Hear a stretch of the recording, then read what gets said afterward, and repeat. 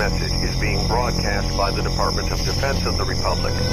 At 2 a.m. Eastern Standard Time, multiple unidentified objects were confirmed to have entered Earth's atmosphere.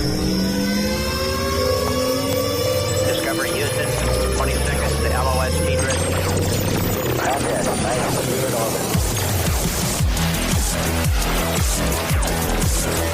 The first message that comes to you is you are a divine being. You matter. You count. You come from realms of unimaginable power and light, and you will return to those realms. The vast stretches of the unknown and the unanswered and the unfinished still far outstrip our collective comprehension. 5, 4, 3, 2, 1. Broadcasting from Forest Tower Studios, all the way from the Deep South. Now, here is your host, Joe Root.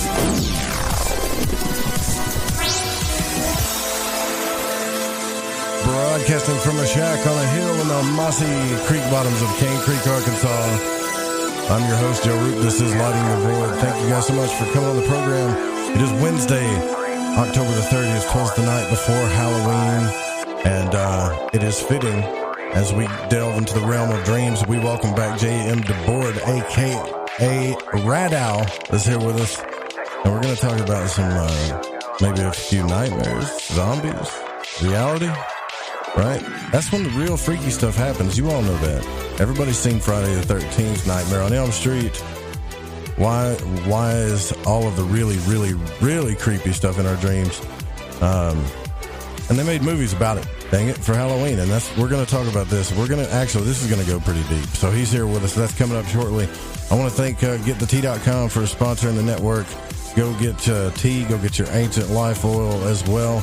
Make sure you guys, man, like if you guys got... I think I can say this, man. If you guys got any stomach issues, grab that bottle of G.I. Joy. Grab that bottle of Allison, during this whatever flu season it is. And then, if you want the best CBD oil on the planet, AncientLifeOil.com. You know it. Get it. Also, PrepareWithTheFriends.com. Don't get caught unawares. And Psalms Magic. LightingTheVoid.com/Psalms. And the biggest one, the newest one, is thefringe.fm/optics, and that will take you to Optics Planet, and any purchase you buy there will get a little small percentage of. That is if you're in the market for a telescope or night vision goggles or pretty much anything else they provide over there. That's probably all I would be interested in if I went over there. I'm still looking, but they've got it all. Our archives are all the way up. I want to thank Varla Ventura for coming on the show last night. She was... Man, that was just a fun conversation. I can't wait to have her back, and we're working on the archives, the commercial-free archives with everything else. I got an email today, and someone was asking me how they can support the show, and I think it was, I don't know if I get mixed up sometimes. I don't know if it was on Discord or where it was at. I think it was on Discord. Yeah, so it was on Discord. It said, thanks for all you've... This is Dirty Bacon. What's up, brother? Thanks for all you've done for me. I know you didn't do it direct, but, man, once I've listened to your shows and I've educated myself, things have started to make sense. Like today, this is wild. My wife and I moved into our house 4 years ago. Her dad passed away and left her letter jacket from his high school years. With the hustle and bustle of moving, we couldn't find the jacket. We assumed that it was tossed in the trash, and while we was cleaning out our basement, we assumed that it was tossed in the trash while we was cleaning out our basement. And we tore the house apart to find the jacket. But today I was looking for my pumpkin carving tools, and I started to open a tote, and there it was, laying right on top, neatly folded. It's just so odd that we looked in every corner of the house, and it came up empty. With it being close to All Saints Day, this is a blessing. Pretty cool. That's a cool story. Sometimes things manifest when you let it go in the subconscious. Just let it go, and that's when it happens. Captain, so thanks for sending me that message, brother. I like it, man. I'm going to start doing that more. You guys send stuff. You better let me know. Don't read it on the air because it gives a good energy. So it's the night before Halloween, and I'm stoked. I know you guys are stoked too. Tomorrow's our Halloween special. This thing's going to kick off early. I can't really tell you what time. but early. Alex Exum is going to be doing most of the hosting throughout the day, but we're going to pepper it and sprinkle it with some nice and haunted stuff and some old stuff and some gags and gifts and goobs all day long. It's going to be fun all the way up into the night, and it's going to get better and better as the night goes on. So y'all get prepared for that. Also, head over to ufoseekers.com. Don't go anywhere else for UFO news. You know why. ufoseekers.com, at ufoseekers on Twitter. If you have a sighting you'd like to report, you can go to their website or you can give them a call at 661-UFO-7889.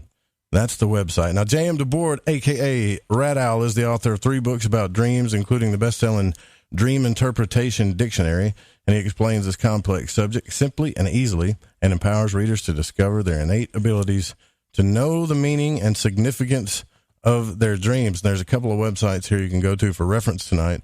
J.M. DeBord, D-E-B-O-R-D, jmdebord.com, and dreams123.net. Both of those URLs will work. Man, it's good to have you back, J.M. Thanks for coming on. RadOwl. It sure is. It sure is. Thank you, brother. By the way, RadOwl is from Reddit Dreams, where I'm the moderator, RadOwl. And I want to give a shout out because I just announced there that we are live. Part 2, my friend. Thank you. Yeah, to the big Reddit group in there. I'm sure you guys have been having fun lately. So, hey, you know what? They say the veil is very thin right now as we head into Halloween, and it sparks dreams and all kinds of spooky stuff and nightmares. Do you find that to be true? To an extent, yeah, because we're going into the time of year where there is more darkness, and it means that we're spending more time out of the daylight and out of the busyness of, as soon as the sun goes down, the world becomes a little quieter. And I think that this affects our dream lives because we have more darkness to sleep in. And I know that I sleep better when I have more, when things are really dark and quiet. So we're in that time of year right now. And I think that people, well, they're not dreaming more, but I think that they might be dreaming more memorably. That this is also the time of year when there's a lot that's coming up in your life. You're with the holidays coming up and just, the change of the seasons and everything else. So I think it sparks dreams. Now, whether or not the dreams are a little darker, or spookier or something like that, I don't notice that kind of uptick. And I've been at Reddit for 10 years watching that dreams forum and watching all those dreams that go through there. And I have a good idea of what we are dreaming about collectively. And I don't really notice so much an uptick of spooky dreams, but I think that I do see, and I know from personal experience, that I see an uptick in the engagement with my dreams and how much that I'm remembering them and how deeply that I'm sleeping, which of course affects how well that you dream because, so maybe we're sleeping a little more too, now that there's not as much sunlight. Wow. Okay. So when you say like the collective, right? Are you saying, is that what you mean? Like we're sleeping more, or are you saying, are you talking about visions, like certain symbols and stuff that you're getting? No, just sleeping more collectively. Okay. We're all experiencing this, diminishing of the light and the increase of the amount of nighttime hours that we have.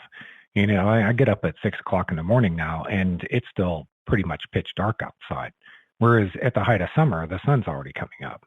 That affects you differently. Once the sun comes up, the dream world is gone. Now we're getting more time in the dark. And I think that also means we get more time in the dream world. And it happens collectively for us because we're all experiencing this change of the season together. I hate it when it gets darker early. Do you like it? Do you like it when it does that? I do. I like this time of year. Yeah, everything's a little chiller, and I like that we're having more time for this sort of introspection. Yeah, I think that might be why Halloween is, and these festivals, this has been something that we've done for thousands of years, is have these fall festivals. And I think that it could be, in part that we've timed these things, especially Halloween, because of the fact that we are having more hours of darkness.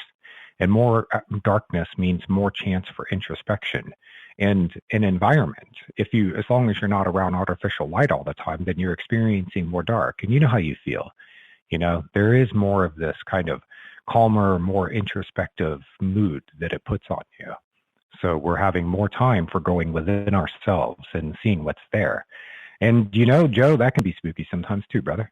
Yeah, it can be, you look inside sure. of yourself like you do in a dream, man. You look inside of yourself and you start to see things that are, maybe are a little scary to you because there are parts of yourself that you don't know very well. And that's natural, really, for all of us.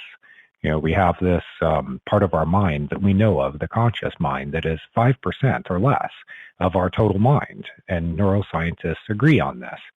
So there's this much vaster part of the mind that is unconscious. Some people might call it subconscious. It's below the threshold of your conscious awareness and control. And that part of the mind, it's 95% or more of the total mind. That means there's a lot there that you don't really know. It's not known to you. You're not aware of it.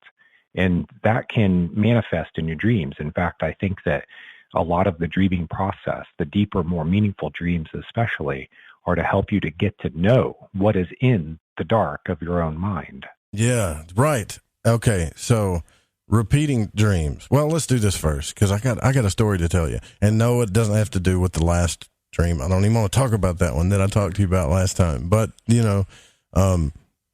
nightmares, right? Specifically nightmares. I'm talking about the ones that we specifically remember when we were children. I have nightmares that were so impacting and traumatic on me that I remember from childhood, right? And what are the significance of these things, you think? Well, one is we tend to have more nightmares when we're younger because the world in life is new to us, and there's a lot that we are processing that we don't understand, and our dreams are processing it. And so it's going to appear as things that sometimes they're out to get you. I had some nightmares as a child that stuck with me for many years. One of those nightmares turned out to be something that was connected intimately with my waking life, but I had no way at that young age to be able to process that information in a way that I could understand it. It took me another 30 years, Joe, to really understand that nightmare and to resolve it, because behind every nightmare is something that needs to be resolved. So when we're kids, we tend to have more nightmares, and then we hit, teenage years, early adolescence, and our minds, we kind of shift gears, and we have enough understanding of life and the world that things aren't as new to us. So when they appear in our dreams, they're more familiar, and it's less likely to be nightmarish. But, and many people out there can relate to this, sometimes those nightmares continue into your adulthood. Maybe not as frequently. If you look at surveys, nightmares tend to diminish at about age 13 or so. But and then they become real life. People are still having these. Well, they can.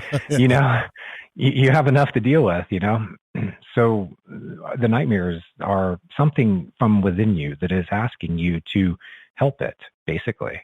Or there is something that is chronic in your life that's going on, a chronic stress, a relationship that's just tearing you apart, right? A situation in your life that is, it's gone on chronically. Oftentimes, the content of the dream that is in a nightmare is shown to you before it gets to that level of chronic badness, and it's gentler in those dreams. And if you deal with it, it doesn't have to turn into a nightmare.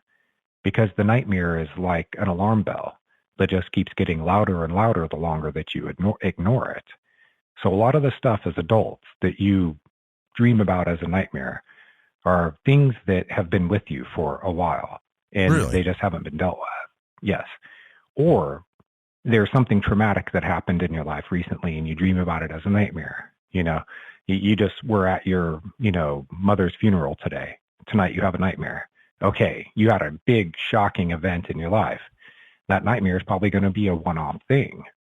For some people, though, the nightmares recur night after night. Sometimes the content of the nightmares themselves will recur night after night. And those dreams, when they're recurring and they tend to kind of tell the same basic story, it means that very likely there is something going on that needs to be resolved, and it's been going on for a long time, and you haven't fixed it yet. So it just keeps deep in the subconscious, louder and louder at you. Yeah, deep in the subconscious, something that could be a traumatic event that happened. Yeah. It could be something that is in you that is hurt or angry or bitter even sometimes it can be just needy. You know, what one person's nightmare is could be another person's adventure. You know, the big scary monster appears, and some people are, you know, they're terrified and they run from it. And then there's other people in their dreams who would look at it and go, a challenge, you say. You know, like they experience it differently. And so you have to look closely at why a person calls a particular dream a nightmare. I've had people come to Reddit Dreams and they'll label their post, I had this, you know, terrible nightmare. And then I read the content of the nightmare and I go, if that was my dream, I don't think that I would subjectively label it that way, because I'm not seeing anything in this that's, you know, like really overtly scary, spooky, you know, something, animals are trying to eat you, a vampire is, you know, crawling into your room, aliens are abducting you and taking you away and experimenting on you. You know, I'm just kind of giving themes that can come up in nightmares, right? I sometimes look at these things at what people report as nightmares, and it's not like that, but they feel it that way. They experience the dream that way, and then they call it a nightmare. And it makes you wonder, well, maybe it's a nightmare to them because they're not handling something in the same way that somebody else would. So it's a nightmare because they perceive it that way, which tells you that sometimes you can fix the things that are behind your nightmares by shifting your perception about something that's going on in your life. Right. Okay. By finding out what it really is. We have these parts of ourselves, and they're deep, you know, the unconscious parts of ourselves. And there's many. It's the vast majority of the mind. As you get to know that side of yourself, it comes out of the dark. You shine a light into your own mind, and you get to know yourself better. And you find out that you have the ability to shift your perception about things, so that something that struck you as being bad or stressful or terrible, now it's different. And it doesn't have the same emotional charge with it. So you switch your perspective, and it's no longer a nightmare. I hope that makes sense. Yeah, well, I've been going through, sometimes, I swear to God, man, sometimes you feel like you don't know, if you go through enough crap in your life, you don't know if you're in a nightmare, if you're asleep. Sometimes it does come into your reality. Honestly, you know, it really does. Back in my life, when I had anxiety, I had panic disorder. I think there's a difference in anxiety and panic disorder, but I don't know. But I would have nightmares all the time, like all the time. And there were times when the boundary between what was real and what wasn't got a little hazy sometimes. You know what I'm saying? Some of them were so vivid that there were lots of times when I was awake that I was like, man, am I asleep? Because I'm seeing this stuff again, you know, or I'm feeling this way again. So what about our emotions, like, say, fear, for example? What role does that play on how it affects our dreams or our lives, so to speak, through our dreams? Things like anxiety and fear, well, they're things that you experience emotionally and personally, and then your dreaming mind takes it and turns it into a visual image and puts it into a story for you. So you might take the idea of fear. How can you visualize it? Well, your dreaming mind knows what you're afraid of, but it also embeds the meaning into the dream symbol, and you feel the fear come off of the dream symbol because it's packed with it, with that emotion. I have a friend of mine who's had recurring dreams of this black shadowy thing that follows him around. And it's been going on for years now. My friend is somebody who's very well able to take care of himself. Right. He's a martial arts master. He's an engineer. He's very stable in his life. He's a very stable person and a very strong personality. But he still has these dreams of this black shadowy thing following him. And the last time that we talked about that dream theme, we identified the times when that thing comes into his dreams is when he is unsure about his ability to provide financially for his family. It happened once when he was between jobs. He was trying to make it on his own as a contractor, and the money wasn't as good as when he worked for an engineering firm. And all these fears started manifesting for him as just this black shadowy thing that was chasing him around.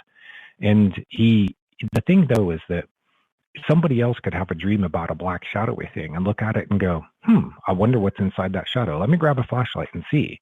Whereas other people will run from it because it is something that they know what it really means. Now, my friend wasn't necessarily running from it, but this thing was pursuing him everywhere he went. And what it symbolized is that fear that he had, that he would somehow be unable to provide for his family, was something that he always carried around with him. The feeling didn't go away. When it did go away for periods, let's say a couple weeks, he wouldn't dream about the shadow anymore. But when the fear came back, then it also brought with it the dreams about the shadow. So your waking life and your dream life will parallel each other very much.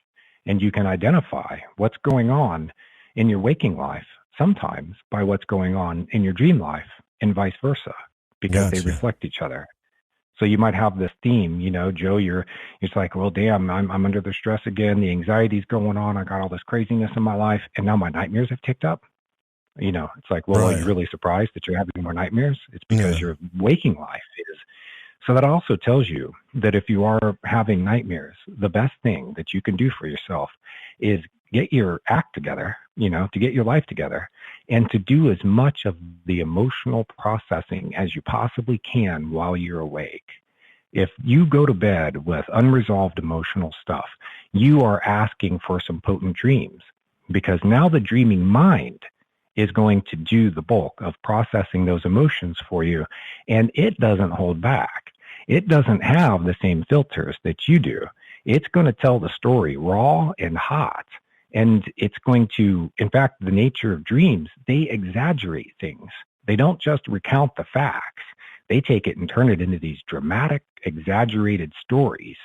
So now your emotional content, that thing that you feared, the anxiety that you've been experiencing, it now comes back to you in your dreams. And it is 10 times bigger and worse than the way that you perceive it in your waking life. Because now you're in a dreamscape where your imagination can go wild with this stuff. And that's what's often behind nightmares in the way that you can address them. You process those emotions consciously. I get asked this all the time at Reddit, Joe. People come in, they're having terrible dreams. Where do we start? Well, let's deal with what's going on in your waking life. You need to deal with this stuff. You don't want to leave it to your dreams to do it for you, because they're going to serve it up in a way that's meant to get your attention and is meant to prod you to action.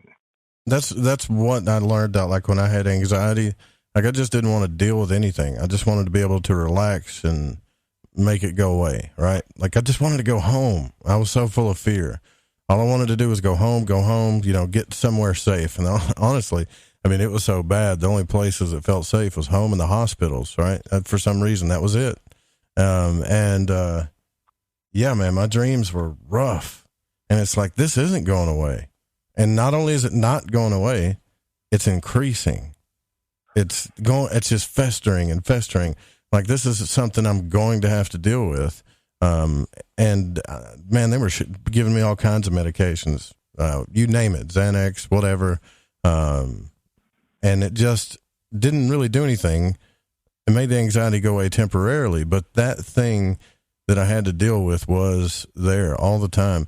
And to find out, what it wasn't really a ghost. It wasn't Frankenstein, actually. It was the fact that I had let all of my preconceived ideas and programs of my childhood plague my mind, because I felt like a failure all the time. Like your parents think you're supposed to do this. Your friends say you're supposed to do that. And we didn't even have Facebook and social media and none of that back then. So I can't imagine looking on that too. And it took a lady, like somebody like you, that understood this stuff, that understood the subconscious, and said, I'm going to heal this from you. It's going to take a few months, but you're going to do these relaxation things every day. And now from here on out, you're going to decide what's best for you. And then we're going to train you to think positive again. And it was it was something else, man. It was hard. Yeah. I used Dreamwork as self-help and therapy.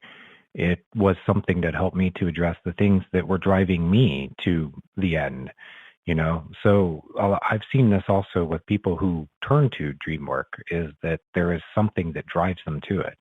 They either have dreams that open up them to the incredible potential they have as a human being, right, or they have dreams that are pointing out to them that they're not living up to that potential. And there's all this stuff, this baggage that they're just carrying with them. And so I came at it from that perspective. And once I took care of that, then it opened me up to be able to use dreams to explore my potential more. But the first priority of your dreaming mind, of the mind that creates your dreams, is to see you healthy and whole. Behind even the scariest dreams, yes, behind even the scariest dreams, the basic impulse for it, the source of it, the intention of it is to help you. Your dreams are telling you stories about you and your life. They're trying to help you to adapt to your circumstances better. They're pointing out where you've been in your life, where you are now, and most likely where you're headed. So they're trying to bring you into balance. Dr. Carl Jung said that the psyche is a self-regulating system, and dreams are its primary way of working that system, of making it come into balance, of making it regulate. So the conscious mind is here, and it's having this experience of life, and it's just freaking overwhelmed. The unconscious mind is going, I've seen this all before, because I've existed since the beginning of our species. I've been here. The unconscious mind, the mind that creates our dreams, is the original mind of us humans, and it has the blueprint for becoming the best, healthy, self-regulated, balanced you, because it has all of the data to draw upon of all of the people who've ever lived. This is the collective unconscious, according to Dr. Jung. Right. It is like a database of all of the experiences of all of the people who've ever lived. It can draw upon that knowledge and wisdom. So your unconscious mind is sitting there going, okay, the way I can do this is I can tell you stories. Stories are more interesting, and you learn better from them. And we use stories every day to understand our lives and individually in this collective life we're living together. Whether you're getting the stories from the TV or books, or they're stories that people are telling you about you and your life, or you're telling yourself about you and your life, they're all stories. So the dreaming mind picks up on this, and it says, I'm going to tell you stories so that I can help you to understand yourself better and adapt to these circumstances. So even when you have nightmares, Joe, they're trying to help you. And Dr. Jung said that there is never anything to fear from a dream. It is never there to hurt you. You're always safe or home when you're in the dream. And once you can get past the scary stuff, because that is the priority first, it wants you to heal. It'll address the wounds. It's kind of merciless about it, but it's going to address the wounds. And once you do that, then it can start to open you up to the things that you've been missing because you were so caught up in your stress and dramas and, being ill-adapted to your life at the present time and experiencing all that trauma that comes with it. So refer to your dreams, man. They really can. They're a great barometer of what's going on inside of you. Cool. Okay. So, yeah, talking to Carl Jung here, I get that. That's some interesting stuff. I'm just actually still getting into Jung, but I get what you're saying. Look, you guys got any questions, too, you can hit up the chat room, or you can call in at 1-800-588-0335. J.M. DeBord is with us tonight. We're going to be talking about your dreams, nightmares, possibly zombies. I'm going to tell him some freaky dreams I've had. Now, if you've got some, too, come on with it. Maybe he can pick them apart for you. He's pretty good at it. We'll be right back.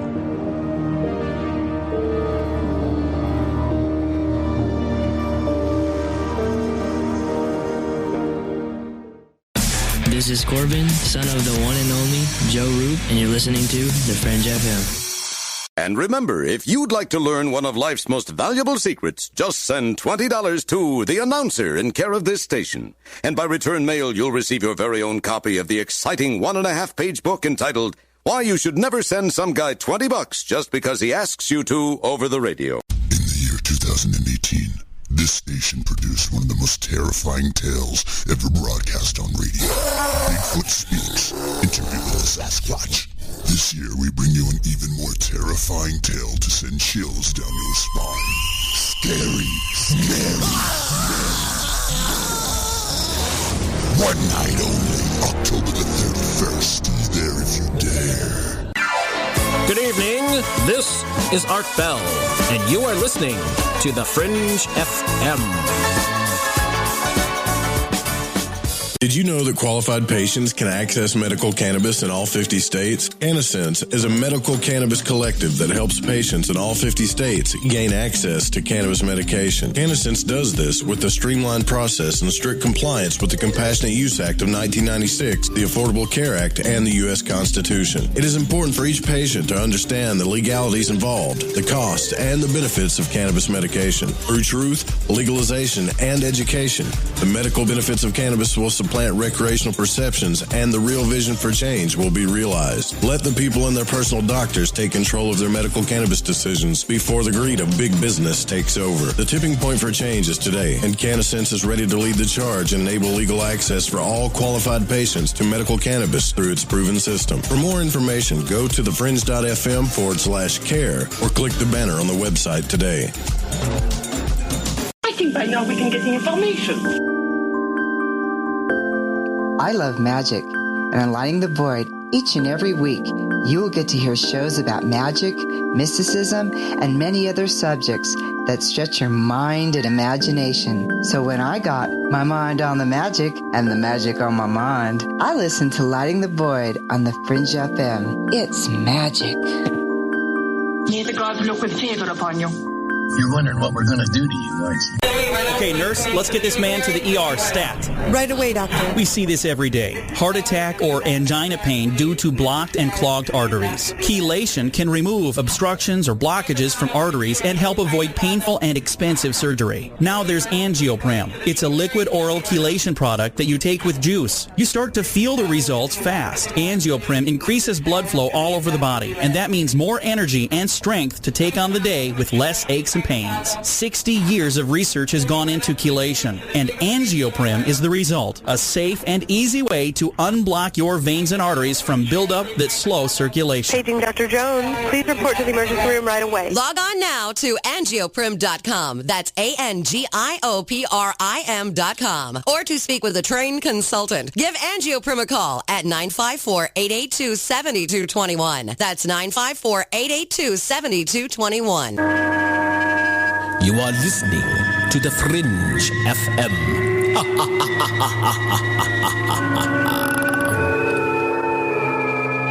This portion of the show is being brought to you by St. Tabby's Aspirin for Cats, the first fish-flavored aspirin made especially for the aches and pains of frazzled feline.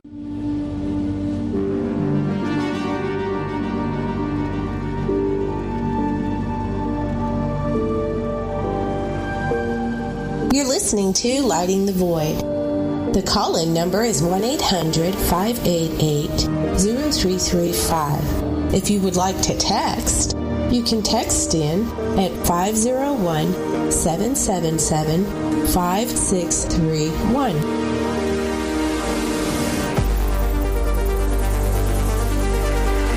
You're listening to Lighting the Void Radio.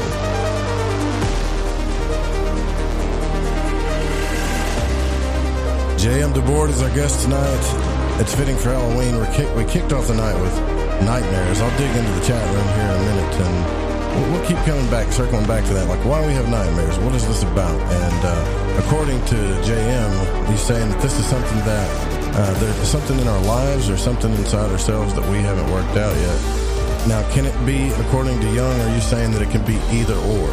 Like in our surrounding lives, like, let's say, the people in our lives or circumstance, or it could be something inside of us. You're saying it could be either or, right? It works both ways. There are different sources of nightmares, and if you go to dreams123.net/nightmares, you'll see what I wrote about it. And I talk about the different sources for nightmares, and this is one of the first things you want to do when you've had one or are having them, is find what the source of it is. There are times that it can be originating from within your body. It could even be something that you're eating before you're going to bed. It could be an illness or something in your body. Then you're looking at things like, are there chronic situations that are going on in my life that are unresolved? did I experience an unexpected shock or stress? So when you trace that, you find the source of it going on in your waking life, then you can find the parallels that are going on in the dreams, because they're taking the events that have happened in your life and the things you've experienced inside of yourself, and then it's turning it into these symbolic stories. It recounts them in a way, telling it in its own language, its picture language. It's a language of metaphor. This is what your dream symbols are and the images that you see in your dreams, and they're put together into these stories. But then there's more to it, is the dreaming mind, this unconscious mind, this original mind of our species, gives its perspective on things. There will be suggestions, sometimes just in a way to help you maybe perceive something differently, to help to see from the perspective of that part of your mind that has seen this all before, or at least it has a perspective to be able to help you to understand it better, and to help you to draw upon your own wisdom and strength and knowledge also, so that you can resolve whatever is behind it. If it's a one-time shocking event that you've had, maybe it's not as helpful, but it is helping you to vent the emotions from it. I used, coming back from a funeral, and you have a dream that night about the loved one that you're missing now. Well, and you experience this deep sadness. Right. What it's doing is helping you to get that out of your system. It's processing it out. You have memory banks and you have emotional memory banks, and both of them get worked on while you're sleeping, while you're dreaming. It's helping you to process and clear it all out. And it's essential. So even if you can't get, say, a great dream interpretation that really gives you the right perspective on things and changes things the next day, so you wake up and go, okay, things are different now, I can handle it differently, which sometimes that's the benefit you get from dreams. At least they're helping you to release this stuff out of you. And I tell that to people who, say that they've been in combat and they experience that month after month of stress of being in combat as a soldier. Right. And then they come back, man, and they have nightmare after nightmare, and they're back in the war zone.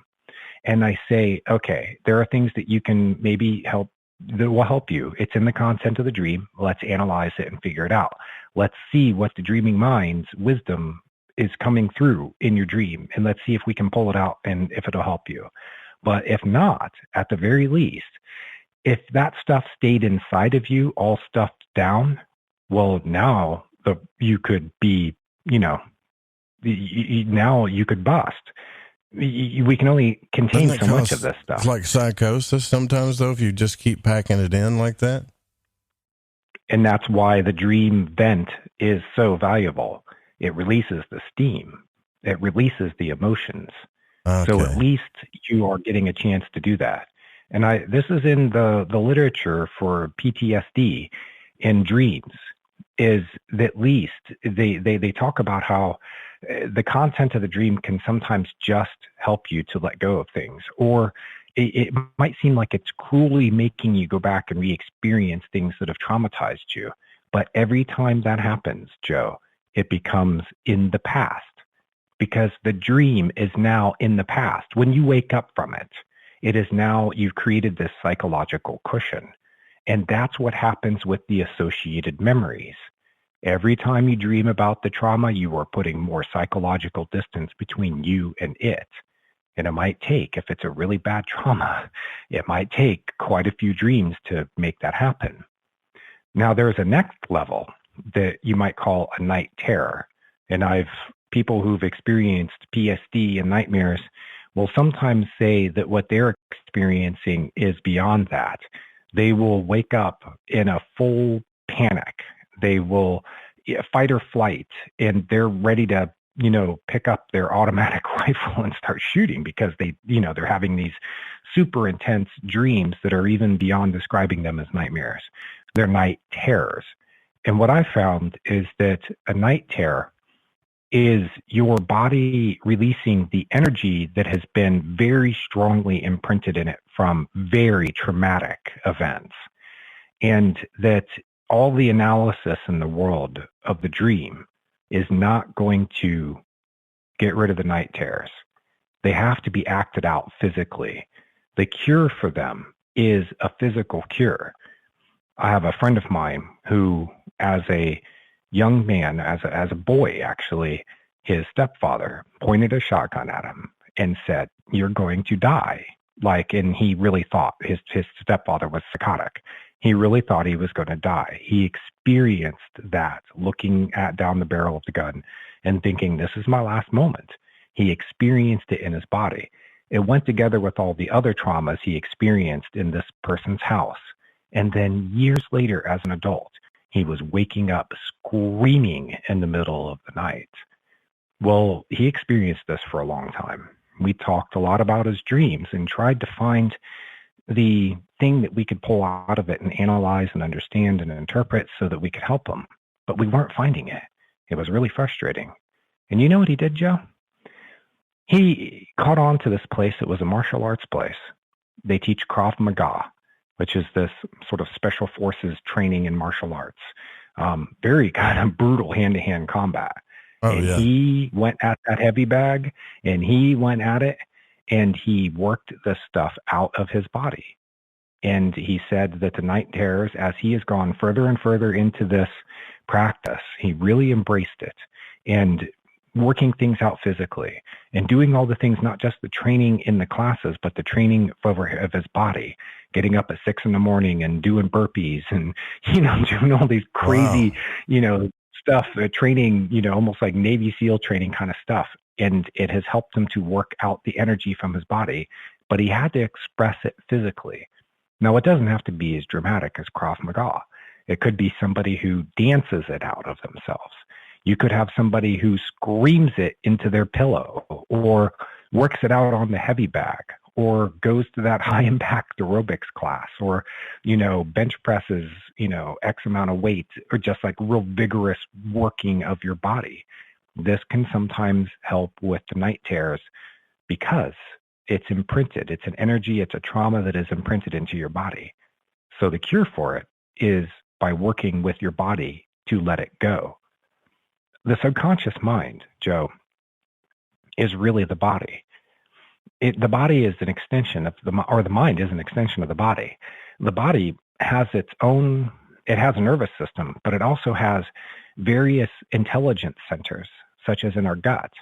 Most of our serotonin is produced in our gut. There are other bundles of nerves in places around the heart that process emotions. They're little brains within our own bodies, but it goes even deeper. The body is the first version of you that ran your body was the young version of you. That's when you first learned how to use your body, when you were from birth. But let's just say 6 years old, as an example, might be an age for a lot of people when they really start to feel like they have control of their body. They can make all the limbs work and they can climb a tree and they can run fast and, they can jump over a puddle. So now they have a degree of control of their body. That part of you is still very much imprinted in the body. So if you experienced wounding and pain and stuff as a child, it carries with you in your body. It's in your nervous system. So that's kind of like that feeling when your parents get onto you, or like when they do something soul crushing and you get that gut punch, from the emotional pain from it, and you get that a lot. Yeah. Yeah, I see what you're saying.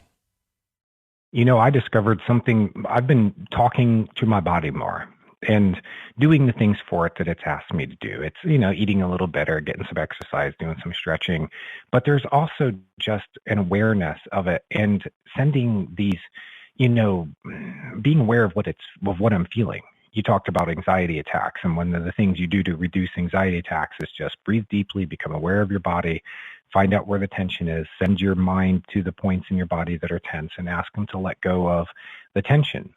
Another thing that you do is you also look to see if there are memories that are associated with the little aches and pains and tensions that you're feeling in your body. It triggered for me a memory of when I was about 4 years old. We were living outside of Los Angeles, And in the middle of the night, in one of the only electrical storms that California experienced that decade, at least that part, Southern California, because they don't have thunderstorms. That night we had this super dramatic lightning thunderstorm. And the next morning, all of the rabbits that we raised rabbits, and we had about 40 of them. 39 of them were dead. Oh my God. Somebody had come in the middle of the night, had cut open the rabbit hutches, and had knifed all of those rabbits to death. And my little 4-year-old mind is trying to, I know, and my little, I didn't have a way of processing it very much at the time, but it was a vivid memory, and I hadn't thought about it in a long time, but it was associated with a sense of not feeling safe.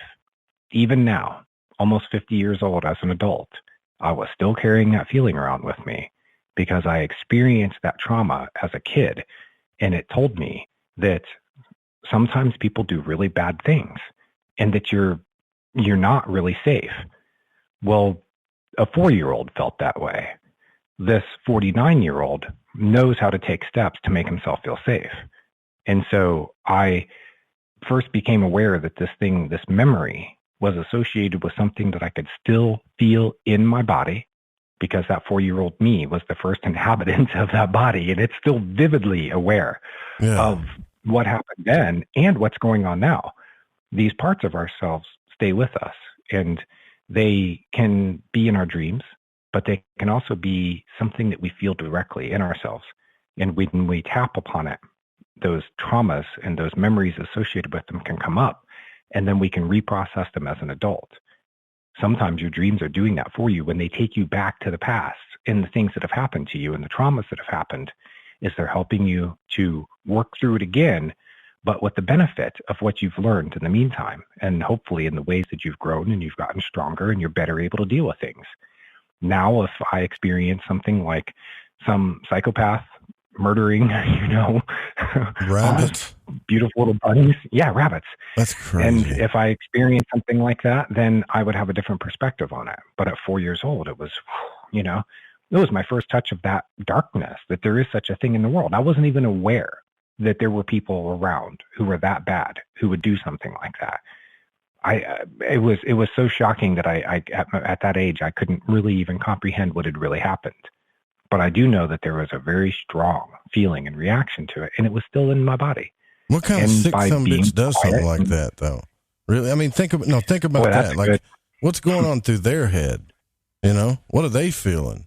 Nothing? On that night, Joe. Jesus. An electrical storm, it's like if it happened on Halloween. That would be a story, man. That would make the papers. But we lived in like Bakersfield or someplace like that, and there's a lot of weird towns out there, man. There's this place in Oregon. It's Banks. That's what it's called. And there's been body parts that's got dumped out, and just weird creeps get caught there all the time. And I think some places just have weird stuff that happens. I really do. I think it just does. But well, all right. So I've had a recent experience with somebody that's kind of like had trauma, but they've had, I guess, so much that they've become ultra sensitive to God knows everything. And me, man, like I don't hold back. And so if you get around these type of people, you could just say, "How you doing today?" And they could smile and say, "Oh, it's that bad, huh?" And if you just, make a weird tone or you don't look right, I mean, they get all messed up, And at some point, it's hard to you can't even be around them, So how does a person that has that much stuff inside of them, because trying to force all that stuff out at once, that's kind of brutal. I mean, what would you tell them to do? Like, as far as Carl Jung goes, that stuff. I would tell them that Carl Jung said that when you don't deal with your own internal stuff, that you project it out and you make the people around you deal with it, and you end up doing a lot of damage and causing a lot of pain. And it's acting unconsciously. Most people are mostly unconscious. They have the potential to be more self-aware, but they're not, because they're not doing the work and they're not taking responsibility for themselves.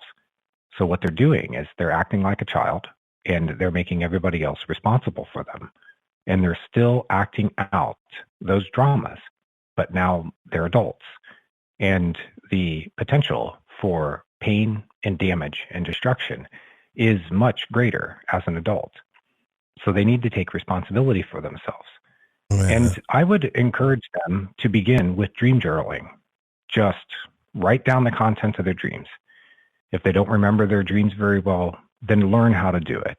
Anybody can remember their dreams. They can have multiple dreams per morning. They can wake up and remember them. Right. Journal the dreams. Use it as a journal or diary. Work out this stuff yourself so that you don't make everybody else do it. The people who are very highly sensitive to things are often speaking and acting from a side of themselves that Jung called the shadow. There is another side of the ego that is in the shadows.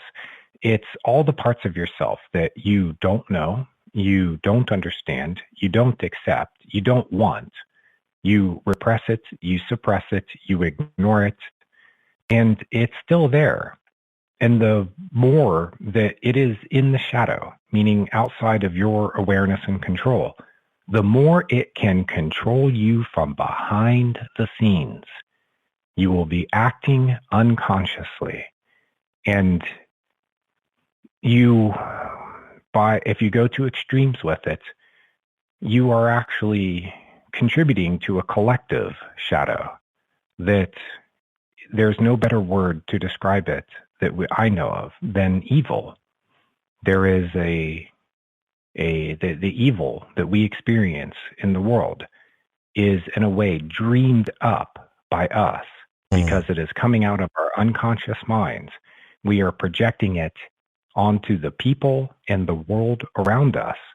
And then we are hating it because it contains what we refuse to see about ourselves. This was one of Jung's deepest, most critical insights for us personally, individually, and for us collectively. He lived through World War II and all the buildup to that, and he saw what was coming. He wrote about it, and he said that there was this collective shadow that was building and that it was going to express itself through blood and war. He saw it in his dreams and his visions, and he saw it in his patients. He saw it in their dreams. So when we project this out collectively, it becomes evil, such as what we experienced in World War II. That is a time when we were, at least in part of the world, and many parts of the world actually, very unconscious of ourselves and what we truly are. We were just becoming aware of the fact that we have an unconscious mind.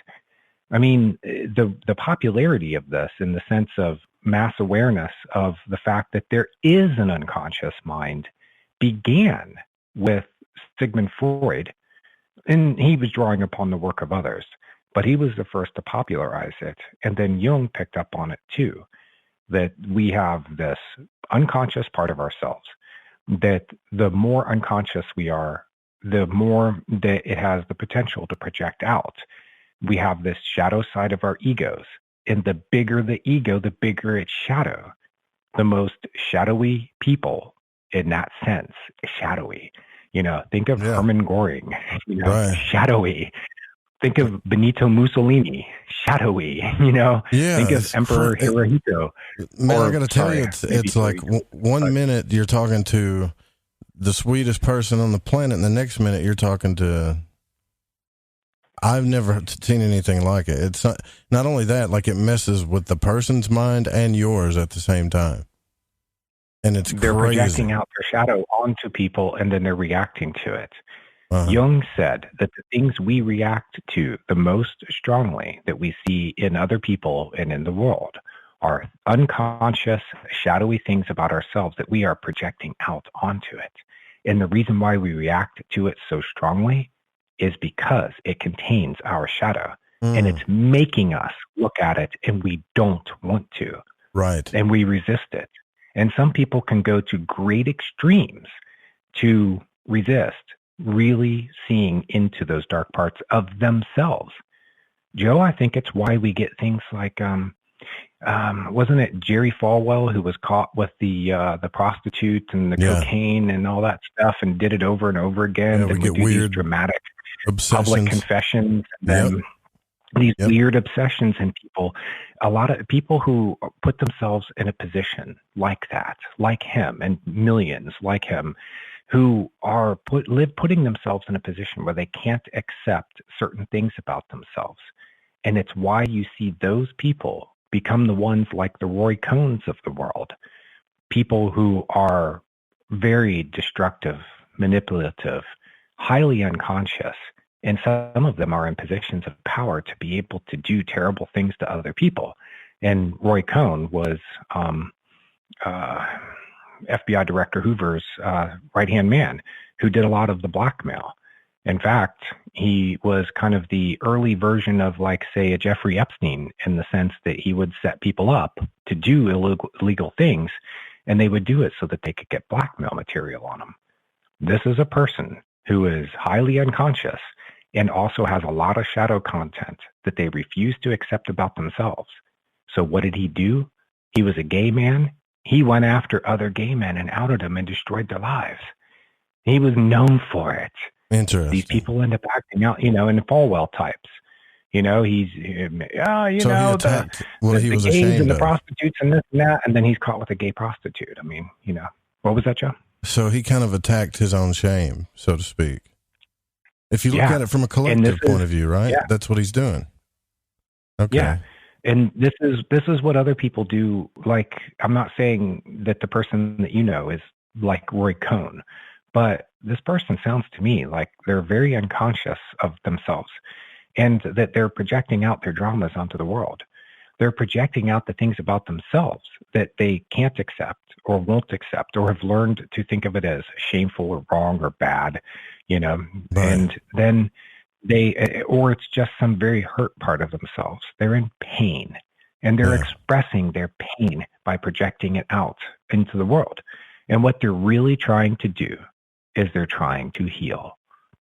They're trying to heal, but they're doing it unconsciously and causing a lot of destruction in the meantime, because they're healing by making everyone else around them carry their burdens for them. Wow. I swear on everything that I did not prime this conversation, not like this. And every time I'm going through something, it projects onto this show. But here's the thing, like, if you care about somebody though, and, like, say my dad is a complete narcissist, by the way. And I won't be ashamed to say it, but how do you eventually, you just give up? I think you're like, you know what? They're not going to do anything about it. They're just not, or you just can't take it. Joe, the definition of a narcissist is someone who sees the world and all the people around them as extensions of themselves. And I don't mean that theoretically. I mean, their psyches extend out from themselves past the usual barrier between inner and outer world, so that they consider everything in the outer world to be in this relationship with their inner world in a way that there is no boundary. So, for example, if you severed your relationship with your father, and your father's a narcissist, right, then he would experience it. He would experience it as the death of something within himself. Wow. And people react very strongly to that. The narcissists do. You see this a lot. There is a subreddit forum that I would highly recommend for anyone who's, it's called Raised by Narcissists. Go to reddit.com/r/raised by narcissists. It's a community for people who've experienced this. I need to go to that. Oh, man. Yeah, and you see time after time, what do they talk about the behavior of the narcissistic parents in their lives? Is that the way that they're treated is like they are, the narcissist never sees the damage that they're doing to the person, their children. They always turn it back to themselves somehow. And what you experience can never be as bad as what they experienced. And I know that. Over and over. And this is a sign of what a narcissist really is. It goes back again, Joe, to self-awareness. They are not willing to take responsibility for themselves. They are not willing to look inside of themselves and to embrace everything that is there.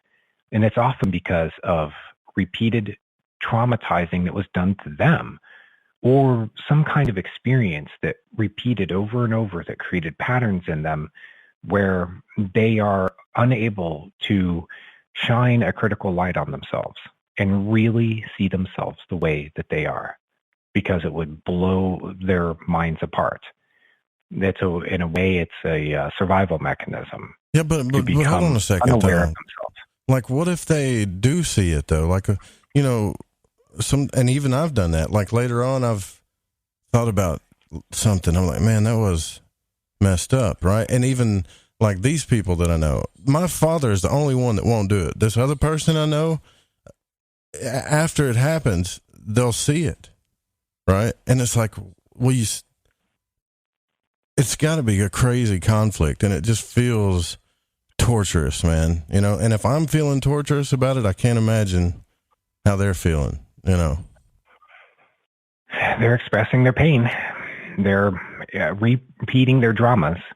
It might have started off with not getting enough attention from a parent in their own lives, or getting too much attention. Sometimes narcissists are people who were coddled and given everything and never had limits placed on them.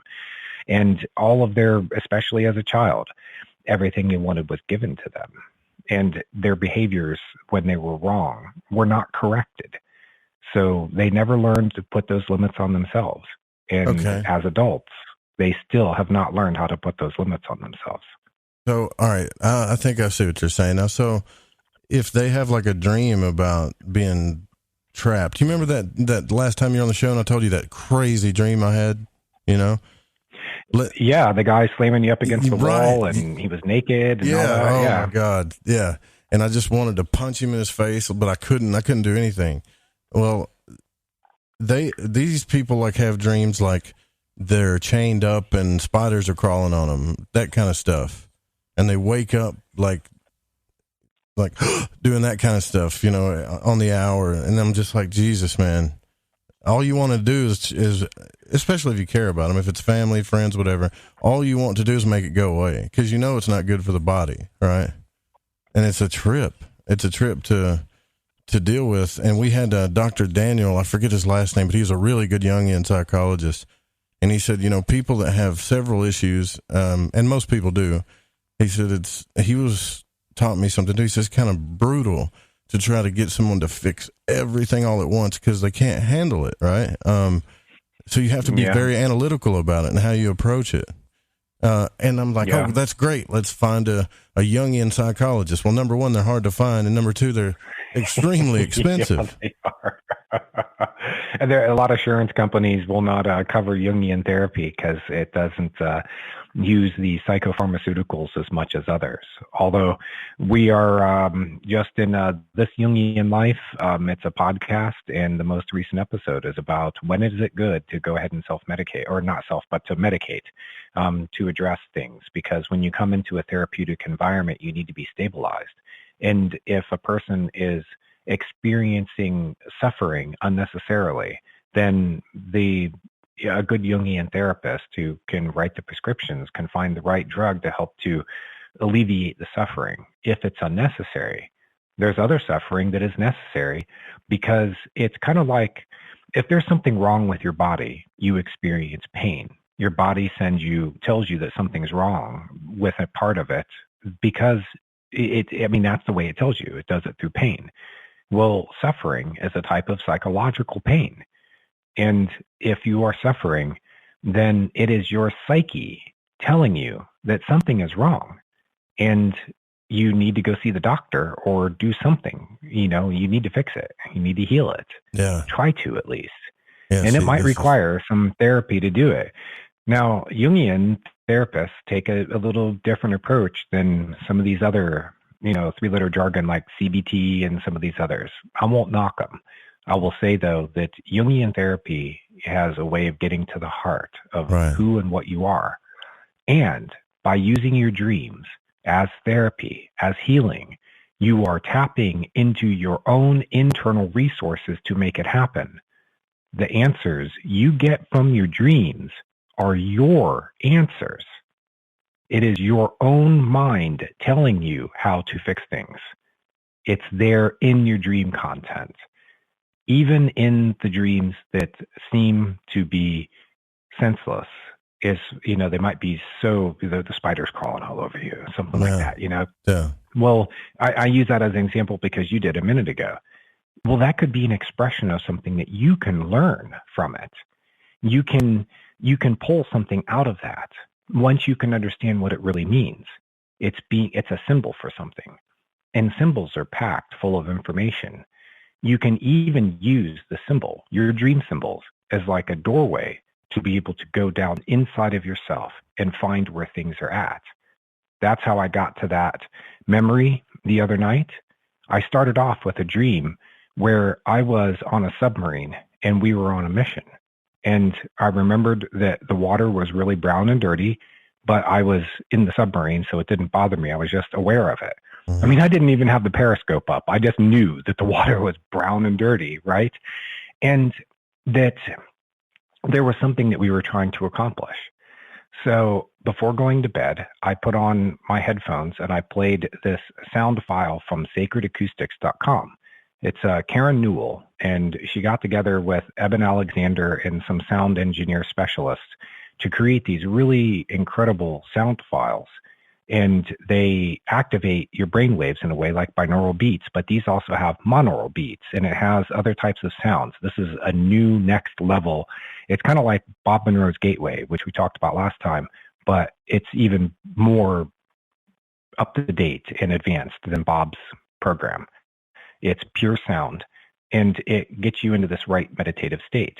I did that, and then I brought up the idea of the submarine, and I took the story from there. In my own mind, just starting there with that dream symbol, it opened like a door for me to go down inside of myself. Wow. What does a submarine do? It goes down into the depths, right?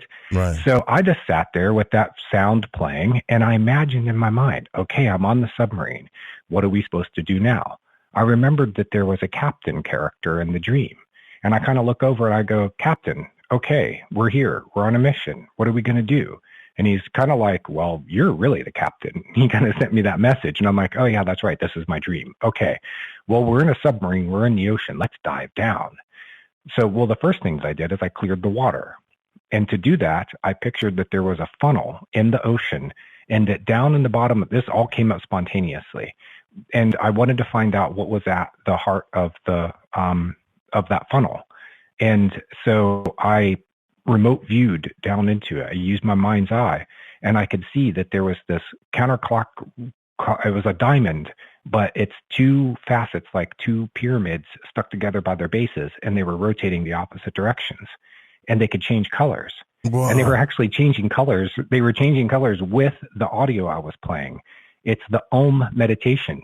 And every time they would go, Om, it would turn purple, violet, which is the color of the seventh chakra, which activates while you're, in this, when you're doing the Om, you're activating the seventh chakra. You're pulling this energy down into your energy system. And it's purple or violet colored. So I'm seeing that. And then what it does is it starts expanding out around the submarine, and it cleans the water. And I don't know why, but that had to happen first. It was like I had to clear things up inside of myself so that I could experience the second half of the dream, where I said, okay, now what we want to do, or dream experience. Remember, I'm awake now, but I'm re-experiencing my dream and consciously directing it, but really more of just immersing myself into it and opening up this doorway inside of myself. And then I said, well, we're in a submarine, let's dive deep. And we went deeper and deeper and deeper. And then boom, there was the memory. And I could feel it. It was in my body in a way, but it was also imprinted in, it's like my whole body is a memory system. and in certain parts of their body will be certain memories, and you can go down in it. So I'm in my submarine and it's going down into the depths. Well, guess where it's really going? It's going down inside of me, and it found this thing that wanted me to be aware of it. So I kind of worked through the memory, and I said, okay, I'm here now. I can take care of this. Don't you worry, kid. Yeah. The poor rabbits, something terrible happened to them. And but how you're long safe. did it take you to learn to do that? To learn how to do this stuff has taken me some years. I mean, all in all, it was about a 45-minute experience. At the end, I couldn't concentrate on it anymore, so I went ahead and I surfaced. Also, the audio file stopped playing, but but I've learned, just beginning with Dreamwork, how to do this. And it was a technique that was started by Carl Jung, and it's called active imagination. And you can put technique on the end, active imagination technique. And what he taught is that the dreams and their symbols are coming from the unconscious mind. Well, the other part of the unconscious mind, the other way that it speaks to you, the other way you can interact with it is through your imagination. When you are dreaming, Joe, the parts of your mind that are the most active, that are lighting up in like brain scans, as people are dreaming, you can see areas of the brain lighting up.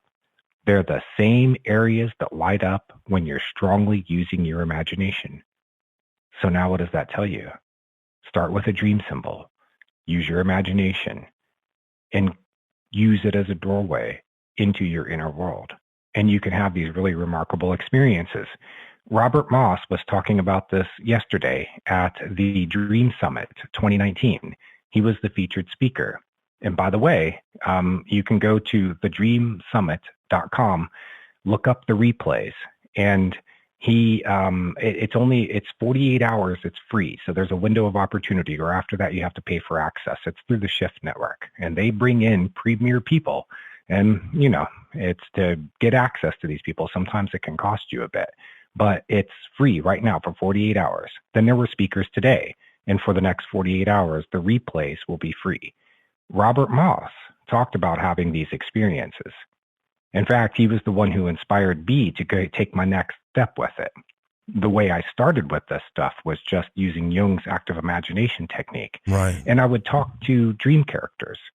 I would wake up out of a dream and I'd be like, "Ooh, there was an interesting character Such a there." fascinating subject. Let's talk to that character, and they will reveal things to you. The character in the dream. Yes, they're active in your mind when you're not dreaming. Wow. Jung said that the dreaming continues in the back of your mind while you're awake.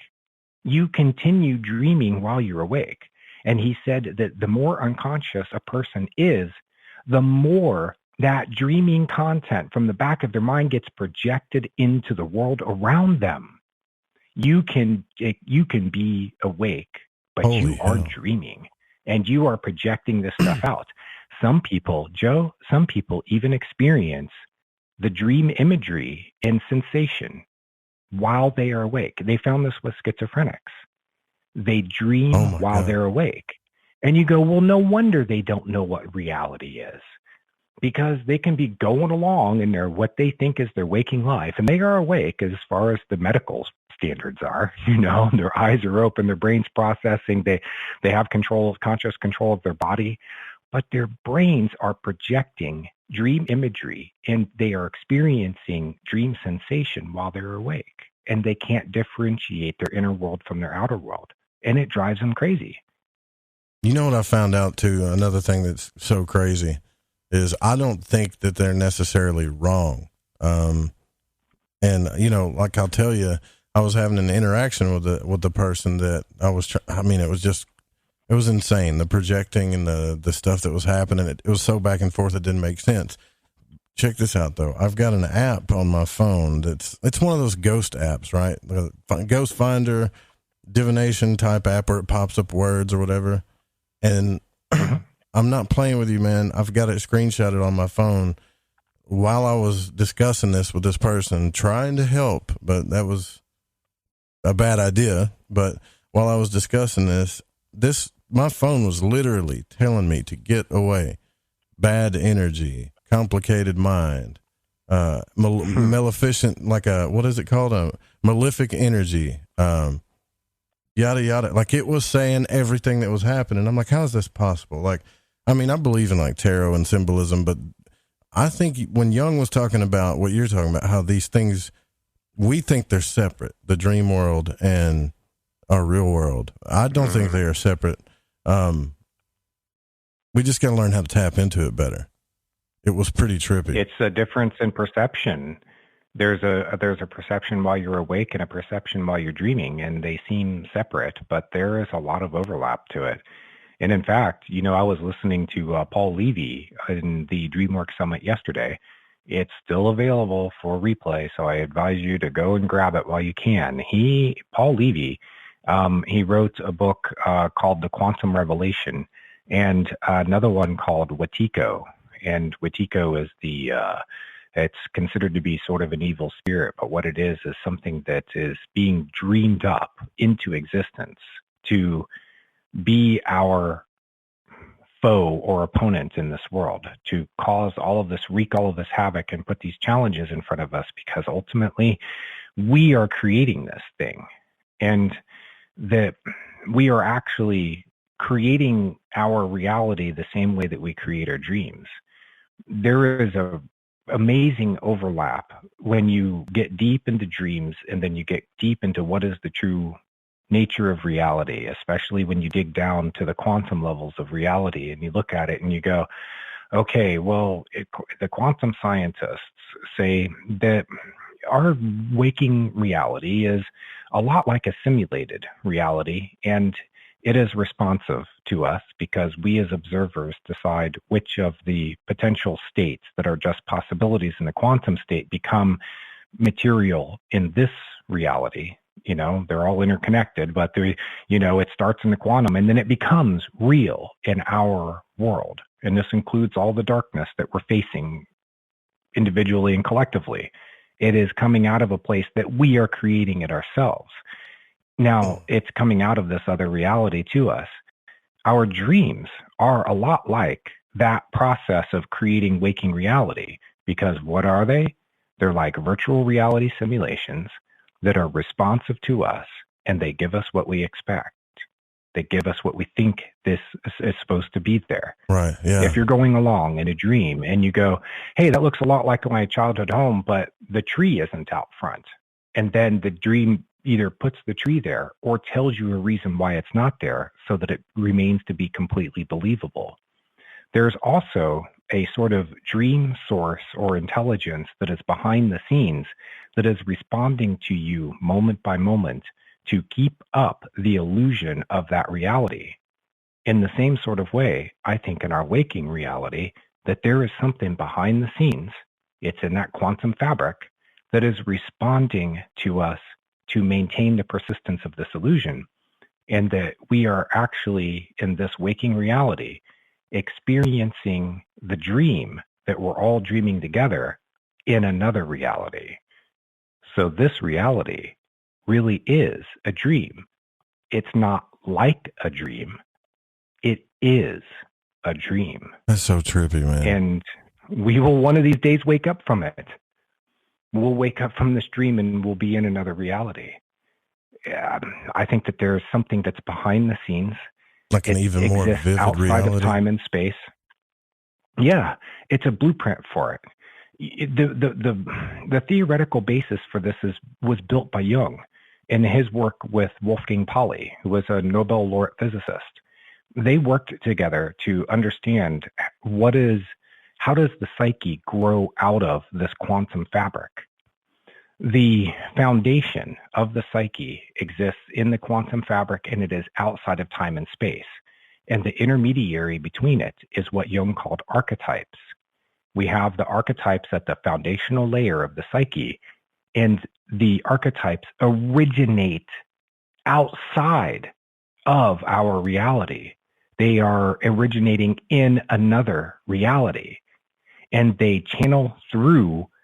The archetypes are these, they don't have a form of their own. They're like energy fields, and they give shape to things, the energy that rises up in the psyche, which is called libido. It got sexualized by Freud. Jung understood libido as the basic energy that arises in us and becomes the energy of the psyche. And that what he found out as he went through his life, and especially as he got together with people like Wolfgang Pauli, is that the foundation for the psyche and the archetypal layer is not within our own time and space. So the very foundation of our lives and our consciousness and our awareness and our experience is coming from a place that's not here. It's not within your brain matter. The brain is a receiver. Everything is being transmitted from some other place. And then we are experiencing it. That is the same way it works in a dream. The creation of the dream is coming from behind the curtain, and then it appears, and then you walk into it, and and then you come in and you participate in that dream reality. It's working the same way in our waking lives as it does in our dream lives. And so sometimes when people say to me, why should I work with my dreams? And these thoughts load into my mind, I go, because it will teach you what reality really is. And it will teach you that you have a lot more power over it than you think that you do. Because ultimately you are the creator of this experience. And so you have the power to create the experience that you want to have. It's just most of us don't realize that we do have that power. Yes, but if you work with your dreams, Joe, you can learn that you do really have this power, and it will teach you. So I've gone pretty deep with this, but it's taken me a long time. I started interpreting dreams 25 years ago. Essentially, when we talk about magic and stuff, whether it's like sigil magic or ritual magic, whatever, and people look at that as evil, but essentially it's like talking back to the program or to the archetypes, so to speak. Well, it gave us this energy for a reason. Why not use it? Exactly. As long as, follow the Wiccan read, as long as you do no harm, then do what you want, and follow the threefold law that whatever you put out will be returned to you 3 times over. You talk about the most essential basic wisdom, knowledge of the way things really work, and break it down for us, thick-headed humans, so that all we have are 2 rules to follow. And then you can, everything else falls into place. Just follow those 2 rules. Do what you want as long as you're not hurting anybody else, including yourself. And make sure that the energy you put out, be real careful about it, because it's going to return to you 3-fold. Great. Okay. No, I'm ready. It makes it really simple. Moses had his 10 commandments. That 10 is a lot for people to keep track of.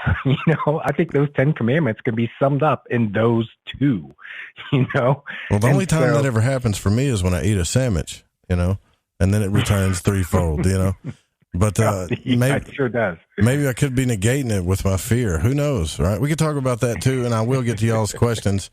But if you want to get a quick question in, the best way would be to use the phone line, although we have completely spoiled y'all with chat rooms, email, and text. But yeah, give us a call at 1-800-588-0335. Jam DeBord is with us tonight on Lighting the Void, live on the Fringe FM. We are in Halloween. If you're on my time, we're already in Halloween, so happy Halloween. We'll be right back. Sweet.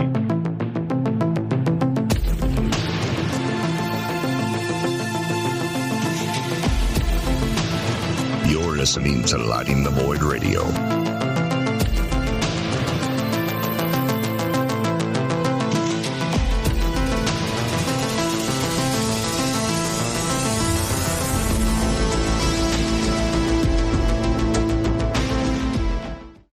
This is Crow 777, and you are listening to The Fringe FM. Listen, I want to tell you about G.I. Joy from GetTheTea.com. It's the best alchemical concoction of goodies for your stomach and digestive system I can recommend, and that's all based on my experience. Packed with colostrum, acidophilus, aloe, peppermint, and turmeric. If you do your own research, then you know this is the bee's knees for the stomach and digestion. Now, due to Big Brother's ears and the eye in the sky, I can't go into the details about what it helped me with. All I can say is I got relief.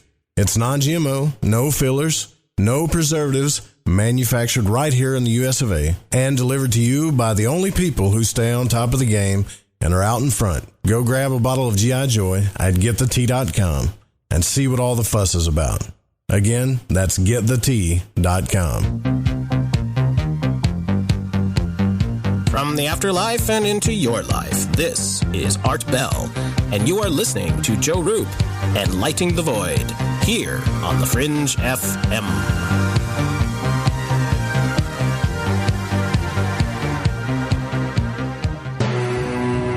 I'm Ryan Gable, and I want to remind you to keep your radio, phone, tablet, or computer tuned to the Fringe FM, and visit the website thefringe.fm to listen to the entire lineup of shows. You can also catch my broadcast, The Secret Teachings, Monday through Friday, beginning at 12 a.m. midnight U.S. Pacific Time, right here on the Fringe FM. Hi, I'm Alex Exum, and you're listening to The Fringe FM. Looking for things that go bump in the night? I am Dave Cruz, host of Beyond the Strange Radio, reminding you to tune in to The Fringe FM this Halloween season and listen to all things paranormal, supernatural, and downright scary.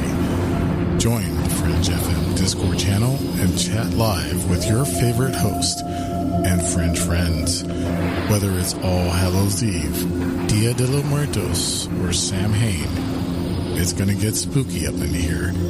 So scream your heads off with the Fringe FM. Stay strange.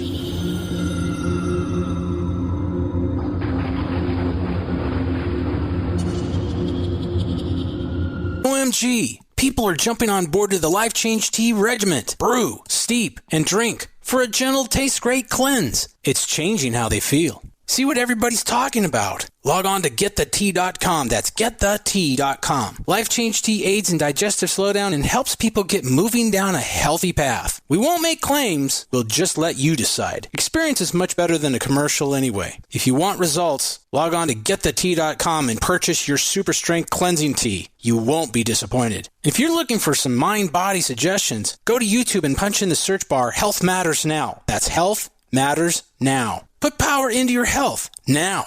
So, GetTheT.com. That's GetTheT.com for super strength tea. And YouTube, Health Matters Now. That's Health Matters Now for valuable suggestions. GetTheT.com. The tea that makes you go.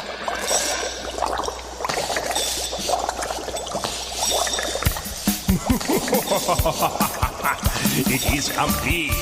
We can now convert the amount of listeners we get into ounces of blood. Well, no, not blood. I mean, we convert them into very useful statistics. The shift happens, man. It's a real friendship spot. Every Friday from 7 to 9 Pacific time, your blood shall be mine.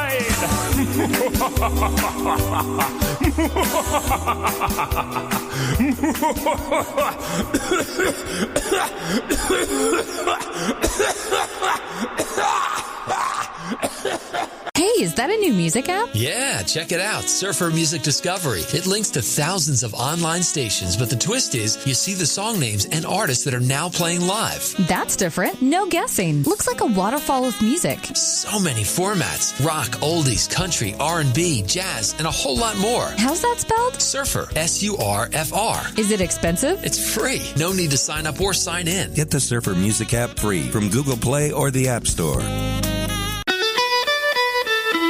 From the Kingdom of Arkansas, you are listening to Joe Roop and Lighting the Void here on the Fringe FM. This portion of the show is being brought to you by the sun. When looking for a constant light source and a massively dense gravitational field about which to revolve, more planets choose the sun than any other star in the solar system. So remember, always look on the bright side. Look to the sun.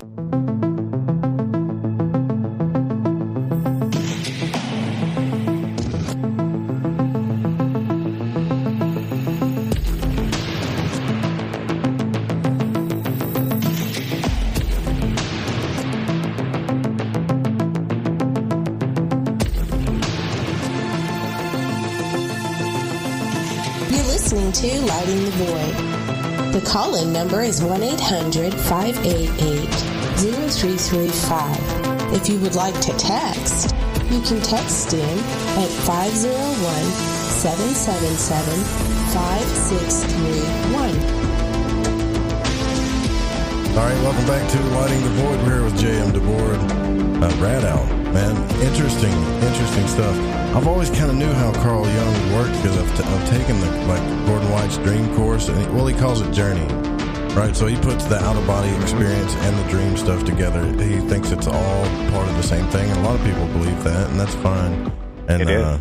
I believe it's the same thing too now. It's just what you're telling me is that we can turn our freaking lives around basically just doing dream work. That's what it sounds like to me. It sounds pretty. So what? All right, let me before we get into the dreams. Okay, what is keeping us from doing that? If that's the way it is, right? Because a lot of times people will do this work and try to manifest something in their life instead of work something out internally. Does it work like that too? And if it does, then what keeps us from manifesting those things? The barriers, you think?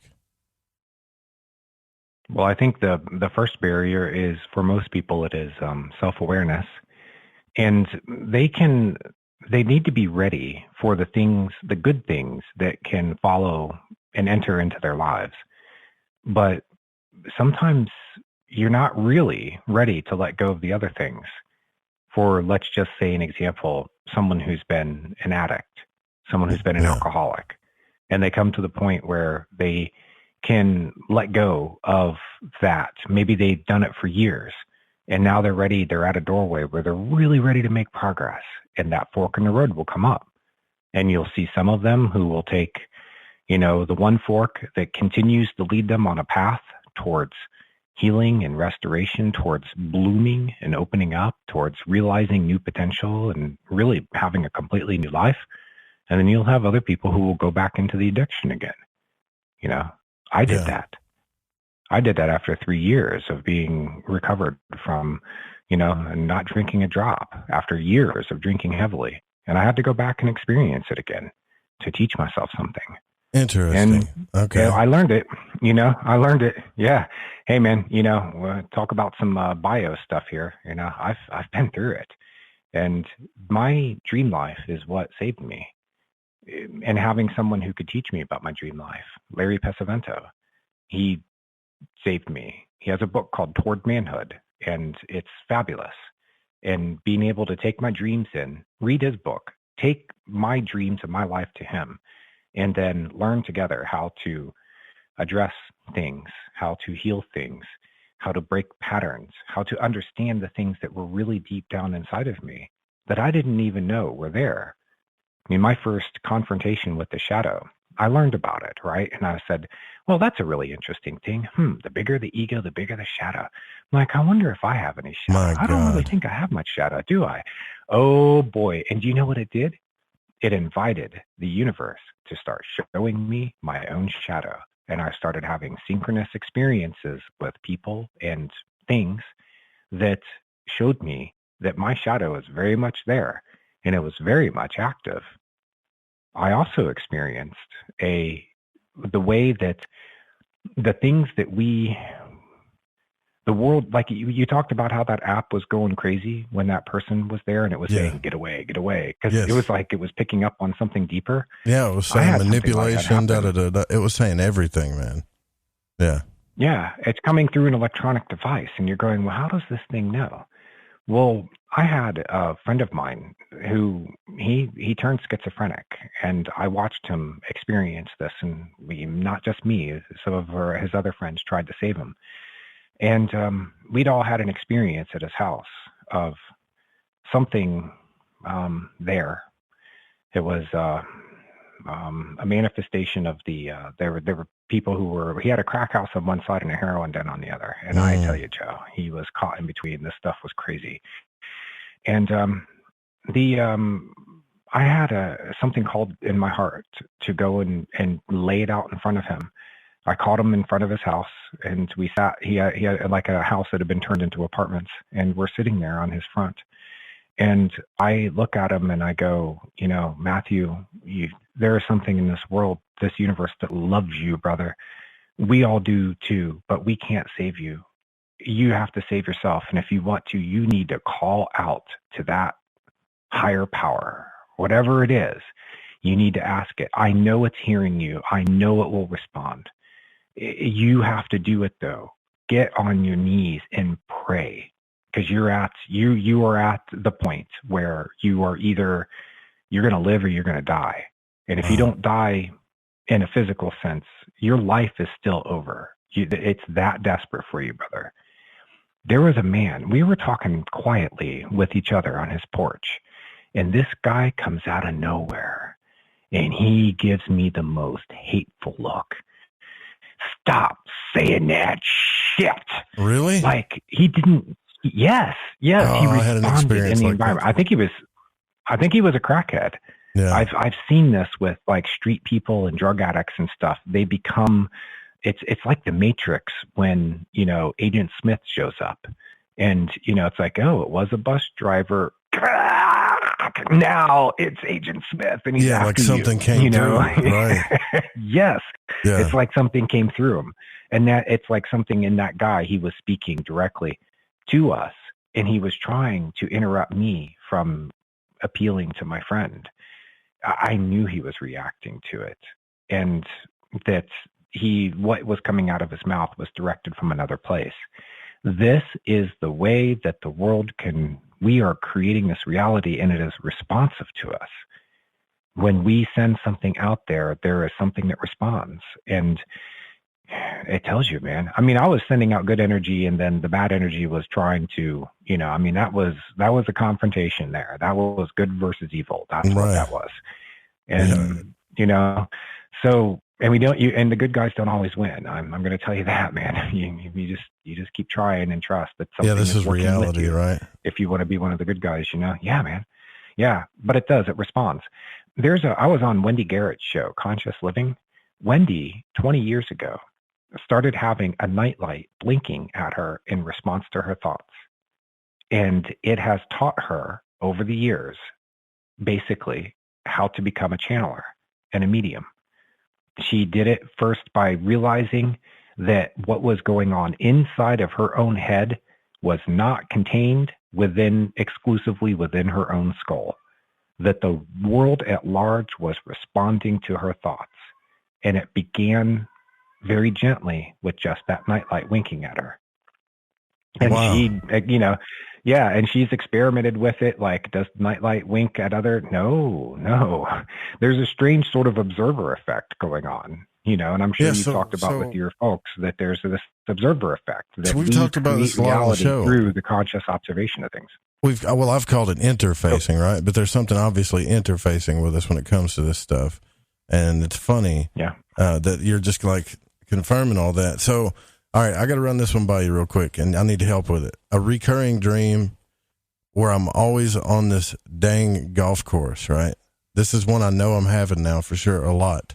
And it doesn't feel like, I'm just being honest with you, it doesn't feel like an escape. It feels like a place that I go to that's familiar. The characters at the golf course, I've seen them before. I know who they are. They feel like friends and family, but I don't know who they are here. And I've had this dream like 4 or 5 times, man. And it's almost like, hey, welcome back to the cabin. Kind of, what's up, brother? Like family type. Well, feeling. there's, our inner world can be that way. We can have places that we go to time and again, and they show up as recurring dreams. But there's also something else that goes on. Dreaming, for one, is a spectrum of phenomena. And so when you say dreaming, we're not talking about just one thing or one type of experience. There's a range of experiences that you can have in dreams.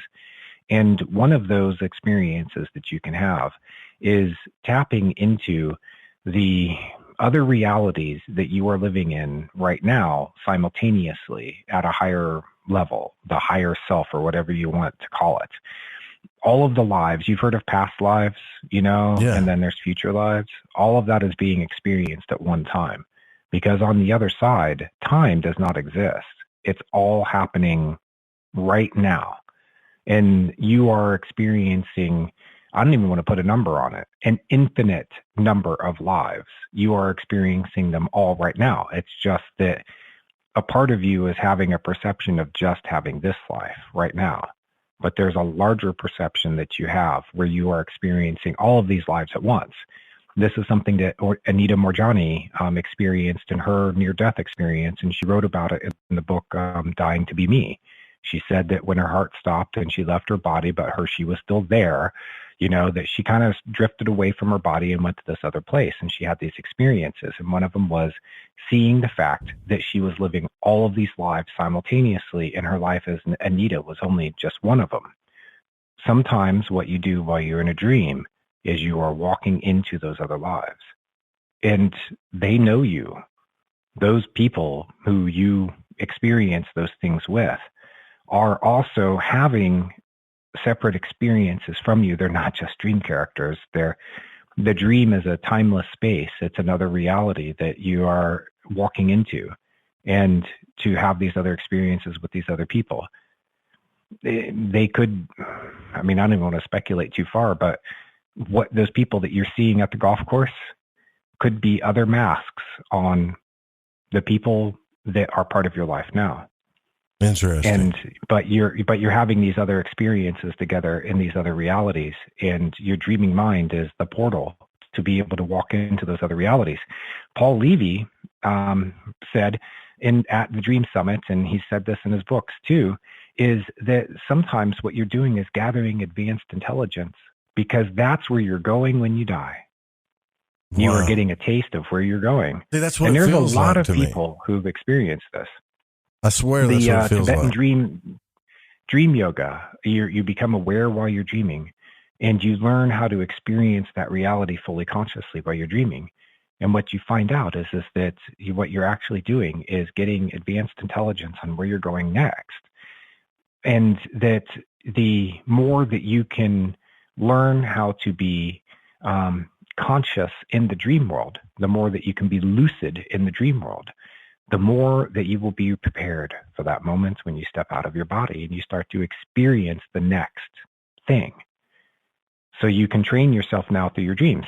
So now, Joe, we have just added to the list of reasons why you want to take interest in your dreams and write them down and learn how to translate them and understanding, and go through all the basic stuff of learning dream interpretation, of learning dream work. And then you can, through your own experiences, start to experience these other things and know that experience at the golf course, I'm not saying this is what it is, I'm giving you a possibility. Once you've worked out the other things and you go, this doesn't seem like a conventional dream experience, what else could it be? Because you have that experience and that base of knowledge to draw from, you can go, am I actually stepping into another reality? I've had this happen. I've done it consciously and intentionally with people where we've met in the dream world. Yeah. I don't remember the experience, but my friend, who's almost like a Carlos Castaneda type, my friend who's a shamanic practitioner, he told me the content from those dreams. And it was the very same things that I concentrated on very intently before I went to sleep. It worked its way into my dreams, and then he picked it up in his dreams. I was in Tucson. He was in Raleigh, North Carolina. We were sleeping at the same time, but we were going into a space that we shared together in the dream world. But we didn't have to be asleep at the same time. The dream itself is a space, in some cases, the dream itself is a space that's created for you to have these experiences. And other people can go into that space with you. Or it's a space that's already created and you return there so that you can have these experiences together. Yeah, he proved it to me. And he's been teaching me how to lucid dream, and I'm getting better at it. I'm able to wake up in the dreams. I'm able to fly. I'm able to engage with the dream environment and be really curious about it, because you're in this world and you go, okay, well, why am I not feeling that fur? And then the computer in the mind loads that data in, and suddenly I'm stroking a cat and I'm feeling it fully realistically. But It didn't give me that experience until... it didn't give me the experience until I thought about it. It's responsive to me, and there's an intelligence, a dream source, an intelligent dream source that is behind the scenes that is responding on the fly to the things I'm thinking and feeling and experiencing in the dream state. And the same thing happens while we're awake. And my cat is chewing on my microphone cord.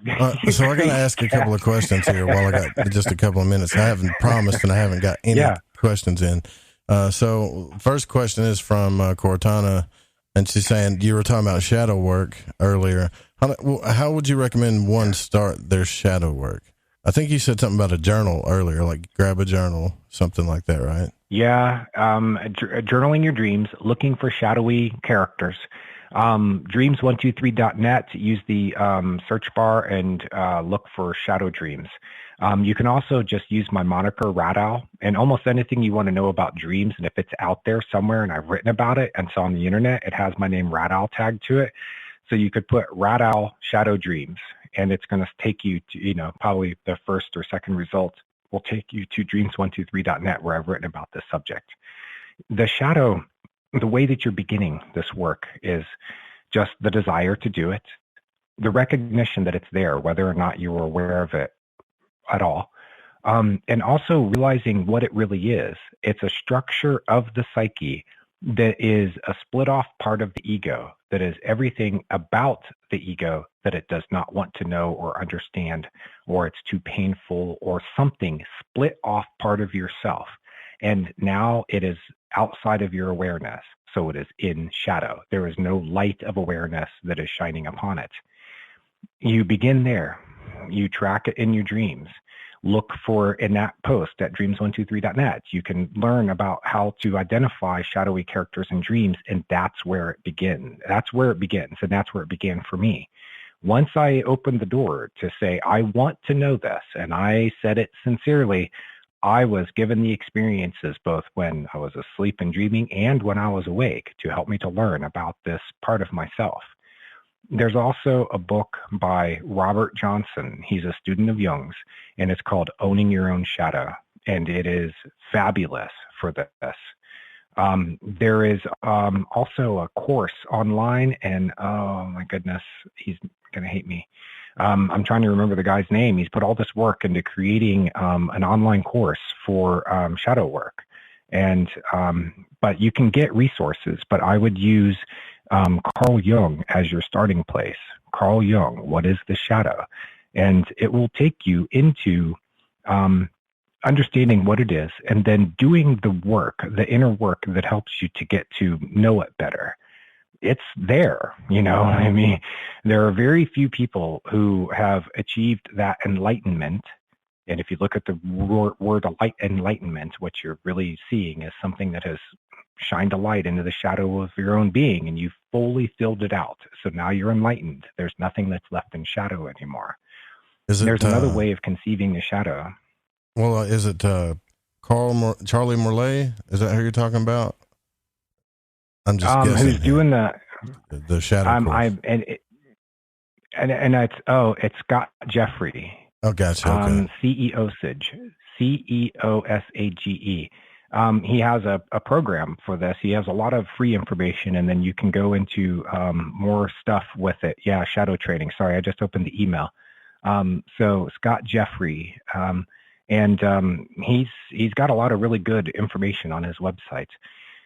The shadow, another way to understand it is that it is the guardian at the gate to deeper access to yourself. Jung said that there was all these negative connotations with shadow, but there was a really good beneficial side to it. It is your bullshit detector, both in yourself and in people. It also helps you to see the hidden motives in the things going on behind the scenes, because shadow is very highly aware of these things. You make shadow into your ally by earning its respect. Shadow is like your ultimate inner opponent. It's Bruce freaking Lee, and you have to at least wrestle him to a draw. He's going to fight you every step of the way and use every trick of the book. Is it scary? In fact, he's going to know things about yourself. Oh, it is. Yeah. But in the end, you're just dealing with yourself. You're just learning about yourself. It's all there. The shadow is you. So you look at it and you go, wow, this is really part of me that's projected out and it's split off from me. I need to bring that back home. And the best way to do it is to embrace it with acceptance and love. And then what it does is it opens up deep doorways into your unconscious mind. The shadow protects you from blowing a fuse by accessing too much of your unconscious mind at once. When you deal with shadow and you start to work through all of this stuff, there are other doors that open up inside of you, including the psychic side of you. But it also very deep creativity in you.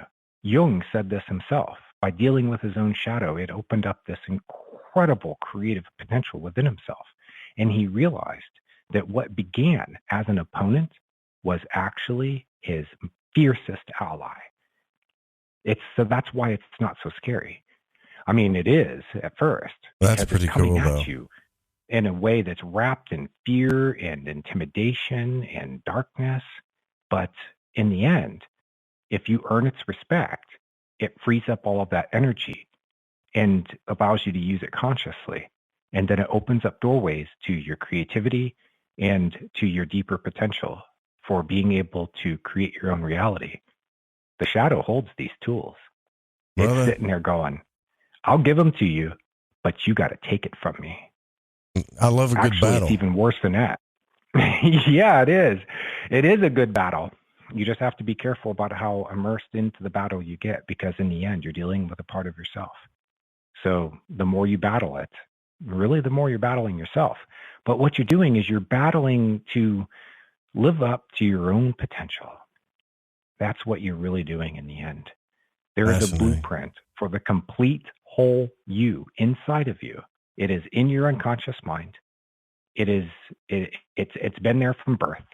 You're filling in the details as you go, but it is there, and it will open up to you and help you to live that potential. But you have to earn it. You have to want it, and you have to do everything that you can to live the best life you can and be the best person that you can be. And you have to do it sincerely, and you have to do it every day. Gotcha. Man, you know what? I'm thinking about, we need to have you on more regularly. And I don't say that to a lot of people. I've got like one person that I say that to, but yeah, you got to come back on, man. Once a month, once every 2 months, something. This is fascinating stuff. Would love to. It was August the last time that we did this, and I talked to your producer about doing a Halloween show because I thought it was a great time. We never did get around to the zombies, but we can talk about that another time. If you have more questions, let's see if we can get to them real quick. Do you have anybody else that had a dream question? Let's see. That we'd have time to talk? Yeah, I got one text in here that I wanted to ask. Here's one for you guys. As a child, I had a dream of 40-foot black widows were chasing me through a cave, and the dream was only one time. But 50 years later, I can still recall a vision as clearly as if it were last night. What do you suppose that means? Yeah. Wow. For children are going to process things that are new to them, the fears that they experience, stuff like that, as scary dream imagery. A spider particularly is a very foreign sort of creature. I mean, it's got all those legs and all those eyes, and if it's 40 feet long, then it's a black widow, Now, in older people who are old enough to have absorbed metaphors about black widows, I've seen them manifest as there was a guy who dreamed that he went down into some sewers underneath the town, his hometown, and that there were all of these spider webs, and there were these black widows, and he was trying to dodge getting into the spider webs because he knew he would get tangled up with the spider. And I was like, well, how does this parallel something going on in his life?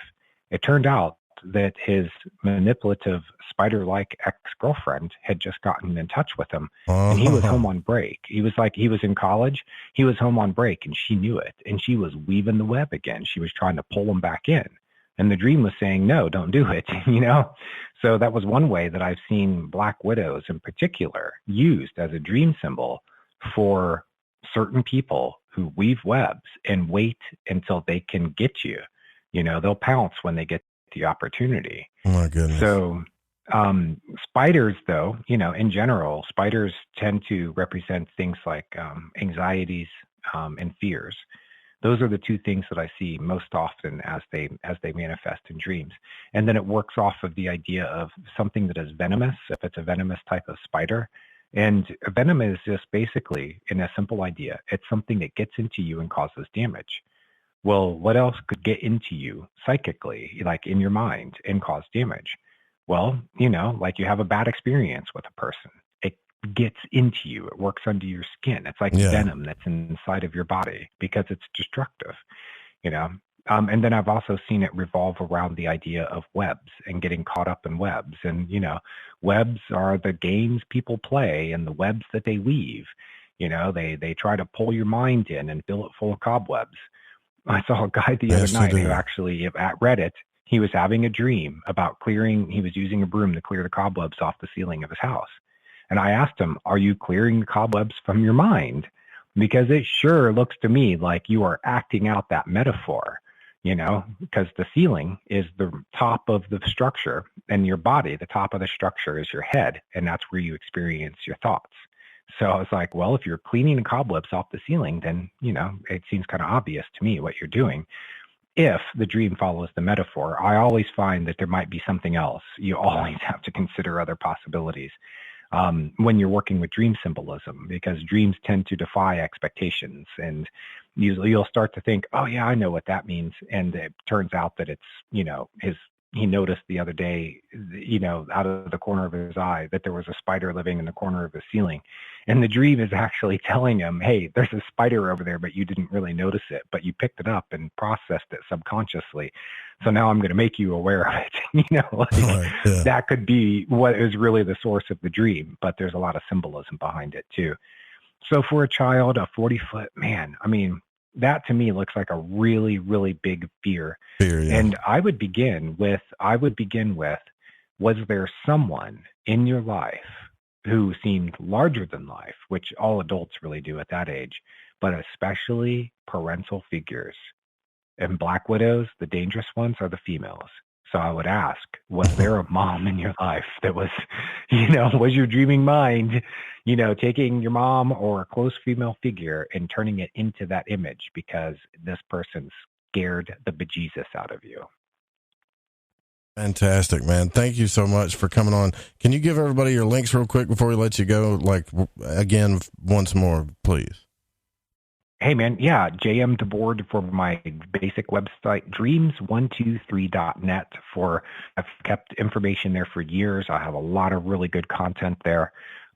Look up We Love Dreams newsletter. You sign up for that and you'll get an email correspondence from me. I start sending you emails with all these links to resources for dreams. We Love Dreams newsletter. It'll take you to the sign up form. And then dreamschool.net is where I have my online classes. Come to Reddit at dreams.reddit.com and come and be part of our dreams community. We have 110,000 subscribers now, Joe. We're cool. Blowing up, man. We're big. In August, we hit 100,000. When I was last on your show, we were at 100,000. So we've grown by 10% in just the last few months. So fantastic. Yeah, man, come and learn about dreams. The Dream Interpretation Dictionary is one of the books I have out now. And I published RadOwl's Crash Course in Dream Interpretation. And it's a 2-hour book. It only takes 2 hours to read, and it will teach you how I interpret dreams. RadOwl's Crash Course in Dream Interpretation. Check it out. Fantastic, man. Thank you for coming on the show. It was really, really cool to talk to you again, JM. I really appreciate it. RadOwl. I always enjoy it, Joe. Yeah, brother. It's a lot of fun being with you. I really appreciate you giving me the opportunity to talk to your folks. Yeah, anytime. We'll do it again, and hopefully soon. We will. Yeah, we'll be right back. Yeah, that was really cool. We'll be right back, guys. We're going to get into your dreams, and we'll share some of my dreams, and then we'll see if we can put it together and figure out what's going on based on what he's saying. Stay with us.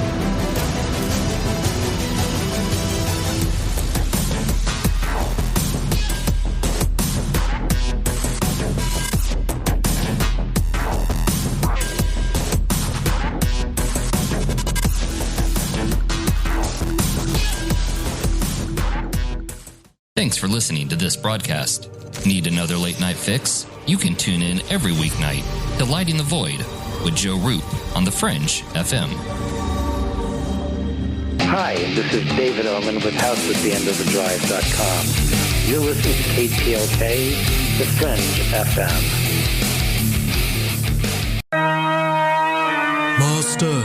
Master, we must put on The Fringe FM.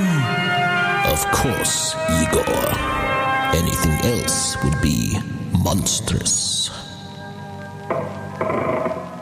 I like to listen to Lighting the Void because of the guests, the content, and the host, Joe Roop.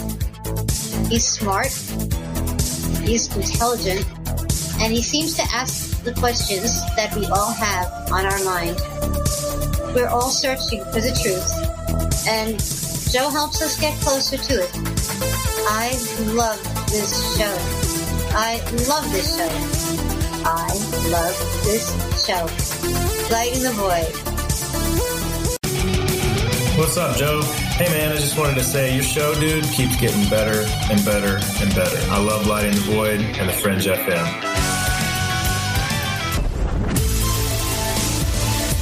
Hi, this is Aaron Hunter, host of Real Paranormal Activity, the podcast where we tell real paranormal experiences of people from around the world. And we also conduct interviews with authors, investigators, psychics, and mediums. Real people, real stories, real fear.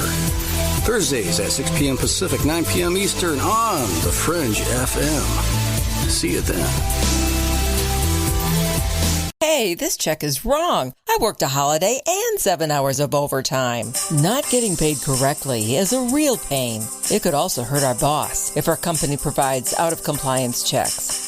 That's right, construction companies doing business with the government can get fined, or officials of the companies can go to jail if the checks aren't right. It's a law. The Davis-Bacon Act has 30 compliance issues for every check, but there is an easy way for construction companies to be in compliance. EMARS offers Compliant Client, a web-based system that finds and corrects all 30 of the possible out-of-compliance check issues. Users of Compliant Client report an 80% savings in time and money.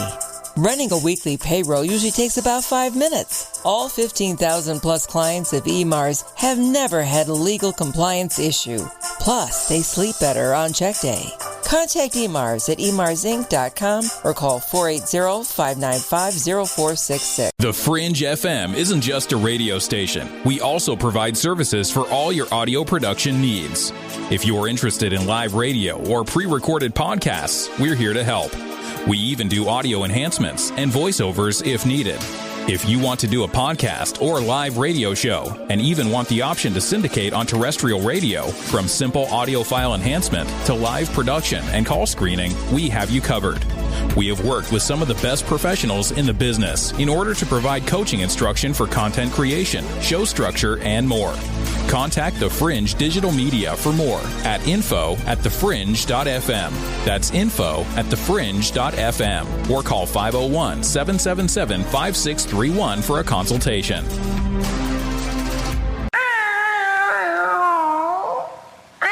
That's a good kitty. It's time to listen to Joe Roop on Lighting the Void. Do you want to know the truth? Are UFOs real? Are aliens visiting Earth? Are governments around the world hiding the biggest secret in history? We're UFO Seekers, official partner of The Fringe FM, and we're on a hunt for the truth. Join us as we investigate locations like Area 51 by subscribing on YouTube at youtube.com/UFO Seekers.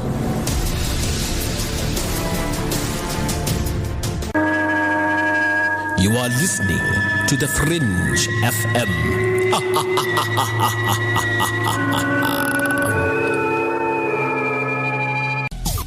Hey, Fringe FM listeners. Did you know that when you're on the road with limited data or no Wi-Fi available, you can still listen to every minute of The Fringe FM by calling 701-719-3971. No smartphone app or internet needed. Saves your data plan and no extra cost if you have unlimited minutes. Call 701-719-3971.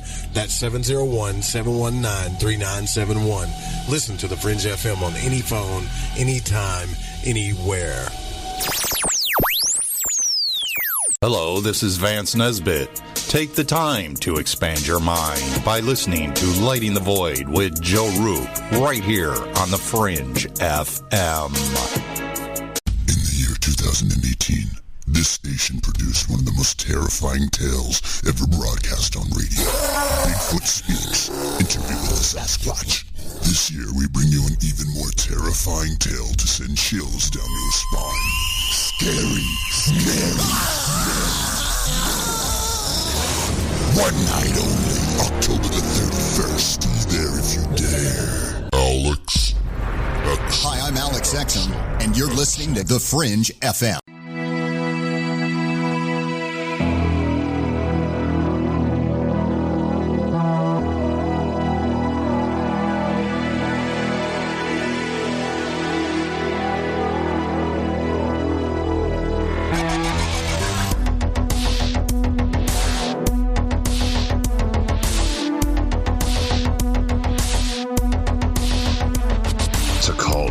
Pick up the phone, dial 1-800-588-0335, toll free from the United States or Canada. You're listening to Lighting the Void Radio.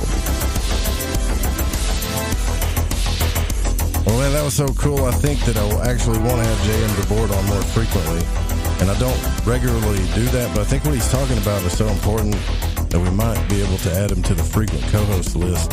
If I need you guys' feedback on that, but man, the 2 shows we did, the stuff he's talking about, and especially with the stuff that we talk about on this show, it just seems way too important to let go.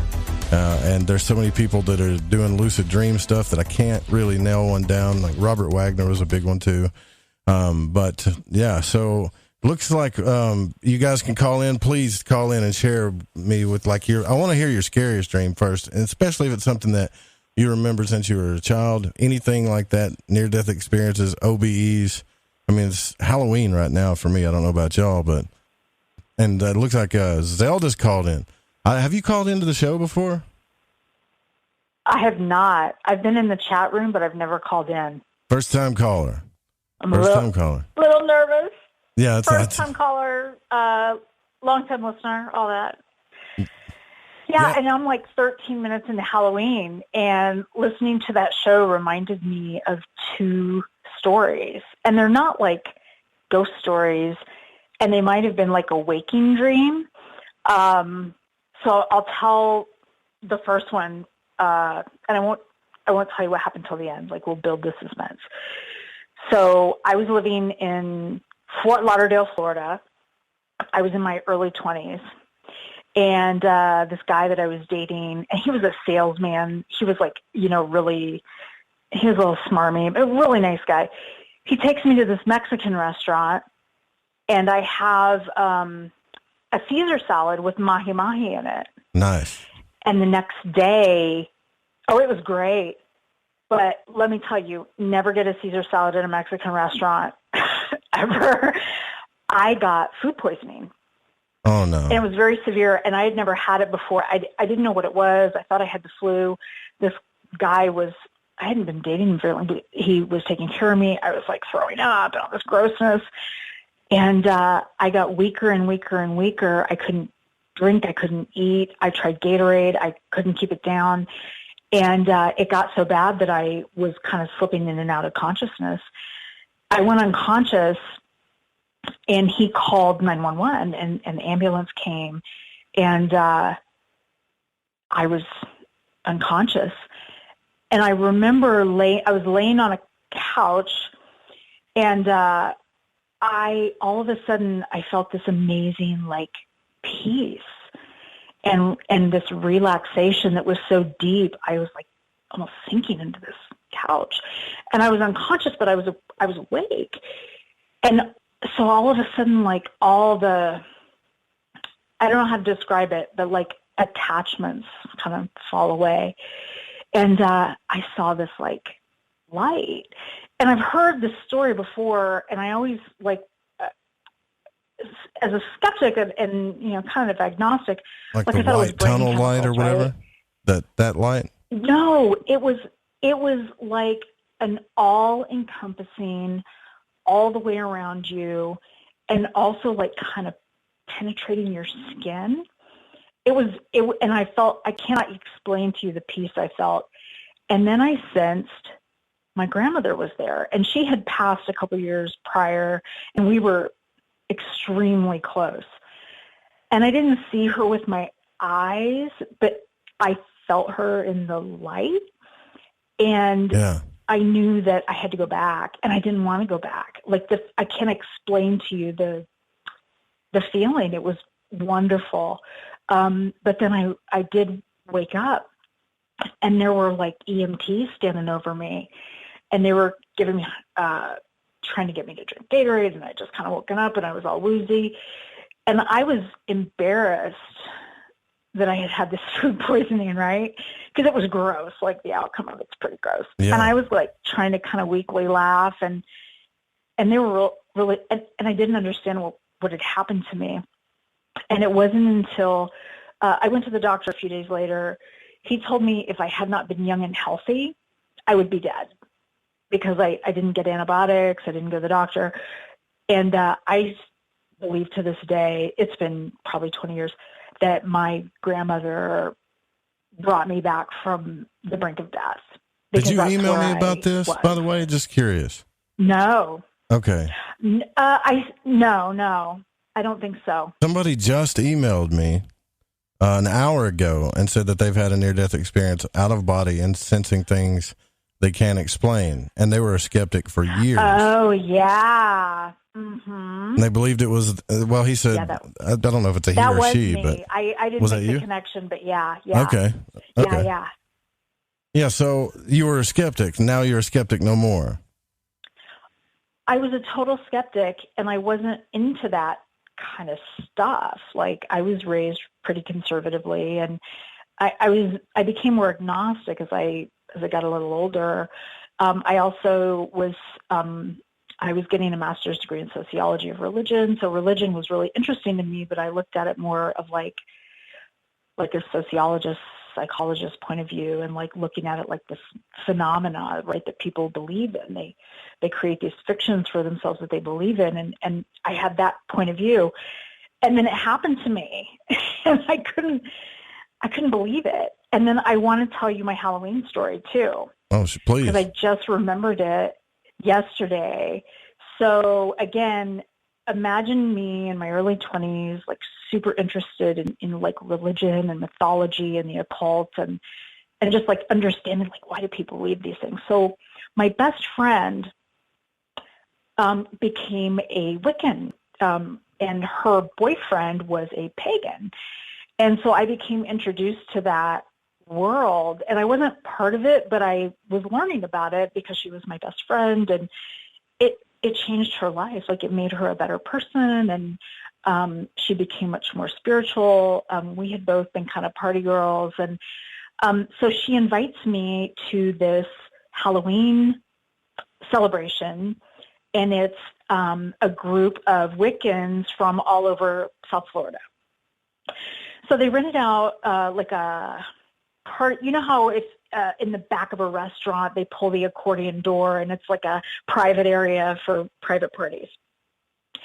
So there's 30 or 40 people there, and it was also a masquerade ball, which was really cool. So I was wearing like a black velvet dress and this mask and formal like masquerade black ball? soft slippers. Yeah, that's rad. Well, anyone could come, whatever they want. So I was like just dark. And she was, my friend wore like a Southern Belle, Gone with the Wind, lavender dress, and she had a mask that she held up to her face with a little handle. And her boyfriend was wearing a mask. He looked like Zorro. He had like a white pirate shirt and black. They were really into like the Renaissance fair thing, so that was kind of their vibe. Uh-huh. So they invite me to go to this event.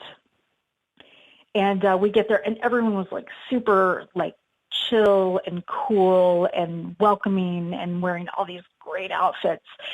And I'm thinking, wow, these people are really great. And then at some point, you know, they say, we have dinner, and then they say, okay, it's time to form the circle. And I'm like, oh, what's going on? Like, I thought this was like dinner and a dance, and we're getting ready to do something. Like, I don't understand. You're about to do a ritual. So, yeah, exactly. So imagine the number of people, and we kind of moved the tables and the chairs so we could form the circle. And I was holding hands with people next to me that I didn't know, and I didn't know what to expect. but I was okay with it, and there was the person leading it, and she, trying to remember everything, but like she called, I think it was like 4 corners, and she called the circle, and she had us all close our eyes and said something along the lines of, this is when the veil between the regular world and the spiritual world becomes very, slim and porous, and spirits can pass through and connect with you. And she said, now is the time, if there's anyone that you have unfinished business or things that need to be said, someone that's passed on, this is the time. And again, I wasn't a religious person, and I'm standing there holding these people, and all of a sudden there's a breeze on my face, like a fan. And I opened my eyes a little bit, because you're not supposed to open your eyes. And I opened my, and there were no air vents. There was no air there was nothing. And the wind on my face was like a breeze, and it startled me. Huh. So I closed my eyes again, and I'll tell you too that later, when this was all over, I looked around and there were no vents, because the vents were on the other side of that accordion door that kind of cut us off. So I feel this breeze on my face, and all of a sudden, again, it was like a presence, and it was a family member who had passed away and had abused me, basically. And he had passed away in an accident some years before, and I did not have affection for this person as a result of what had happened when I was a kid. So all of a sudden he's there. And again, I didn't see him with my eyes, but it was his, like, vibe was so strong. I knew it was him. And he said he was sorry. And I couldn't breathe. I was like, and the people around me kind of squeezed my hand a little harder. I think they kind of knew that these things happened. I don't know. It was, again, I did not know what was happening. And then it was over. And I felt this sense of like, oh my gosh, like he just came and apologized to me. And I hadn't been thinking of him prior. I didn't ask for him to come. I didn't know he was going to come. I thought we were all just going to stand there and hold hands and kind of be, have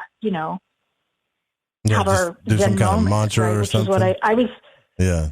Yeah. I thought we were all just going to be meditative. And so this happens to me, and I was very shaken. I can't even even now telling the story again, I was very shaken. I mean, even my hands are shaking right now. I couldn't believe it. And so they said, okay, now is the time when we, say goodbye to the spirits, and, we, bring to a close whatever kind of open business we have with them. And I was crying at this point, like not sobbing, but, kind of weepy. And so then she closes the circle, and everyone opens their eyes. And my best friend, who, by the way, I've been friends with since 7th grade, like we can read each other, we know each other.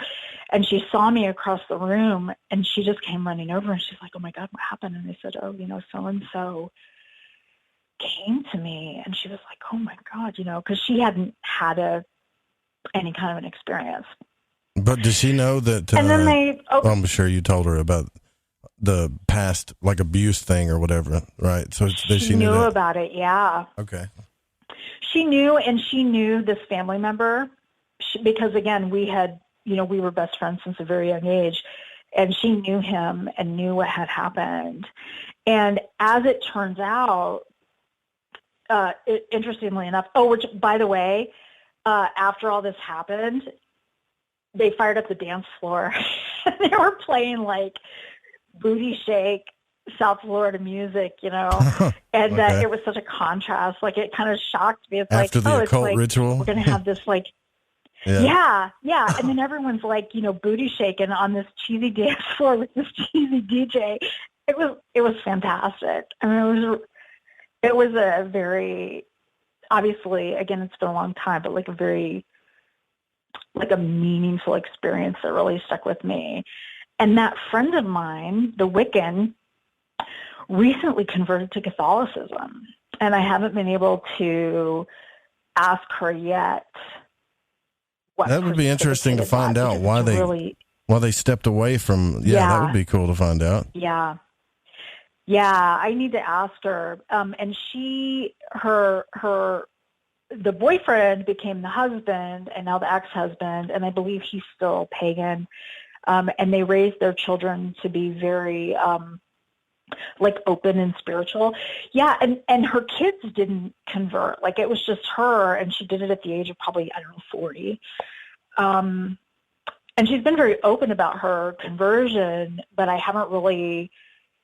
don't want to offend her by asking the question of, like, why. And I don't know why it probably wouldn't offend her. Like, she'd probably like to tell the story, but I haven't asked her. But anyway, back to the Halloween, like, that kind of thing happening again to me as someone who was very skeptical.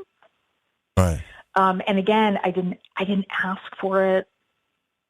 I wasn't expecting, like, him to manifest himself. I mean, it was. I wonder if it'd been hanging out for a while, though. Bonkers.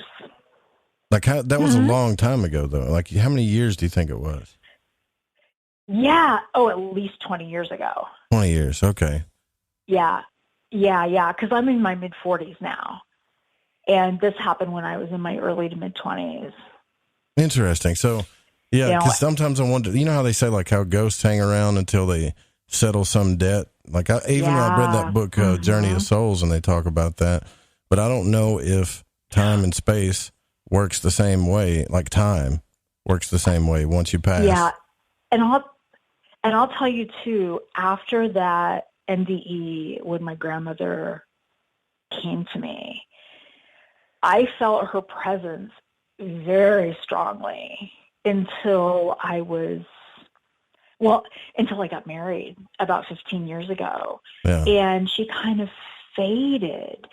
And I wondered, because I didn't believe in, like, woo-woo guardian angels, but you know how everyone kind of, you got a guardian angel, it's your grandma or your grandpa right. or whatever. So I always kind of felt like my grandparents, who all passed when I was younger, like, I always felt they were watching over me, but her most strongly. But then after I got married, it was almost like they felt like I had someone to look after me now, and they didn't have to anymore, if that makes sense. Yeah, it does make sense. And so now they feel much more distant now. And I almost kind of wonder, as I started to kind of get a little more into different types of spirituality, like, I almost wonder, like, some of them feel more distant than others. And I wonder if they've been, like, reincarnated somewhere else. So they're just not with me anymore. Like, they kind of served their mission to, like, support me, and then they were able to, like, move on to whatever else they needed to do. And not like I was their whole world, or, I don't want to make it sound like that. Could be. But it's a good question to think about, because you never know, right? And I think so I think we're up against our last break here, but look, if anybody else has got, because there's still 3 lines open here, and I want to talk to my listeners for once. I love talking to guests, but I like talking to you guys too. And then tomorrow we're going to have the Halloween special, and then Friday night we're going to do open lines, but we'll be right back. I'll share a pretty freaky dream. Some of you have heard it before, but this one's kind of intense. We'll be right back. Zelda, that was cool. Thank you.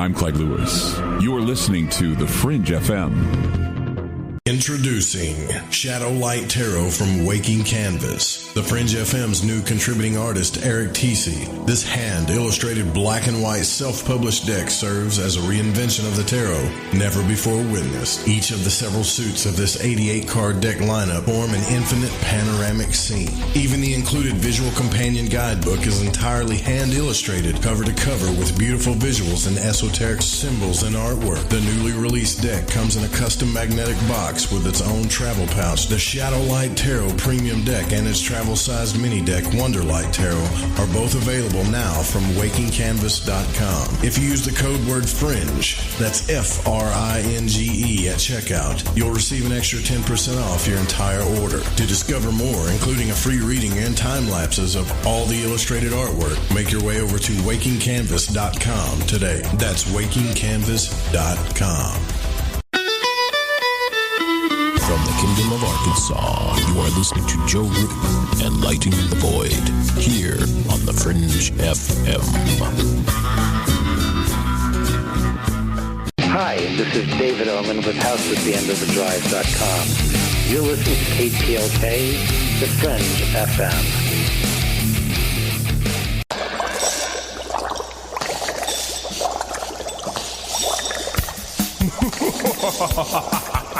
It is complete. We can now convert the amount of listeners we get into ounces of blood. Well, no, not blood. I mean, we convert them into very useful statistics. The shift happens, man. It's a real friendship smash. Every Friday from 7 to 9 Pacific time, your blood shall be mine.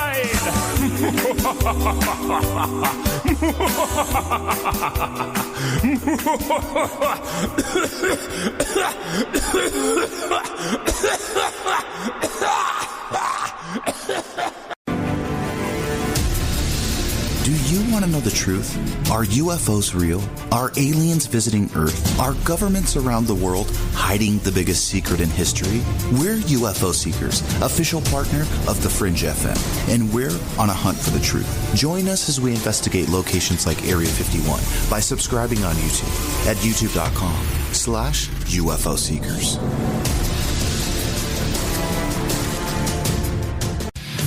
We all have that story to tell in our lives. The winds were howling, the ground shook, you could hear rushing water, and then history repeats itself. When there's no power, refrigeration fails, stores with their shelves stripped bare, ATMs can't operate, deliveries stop.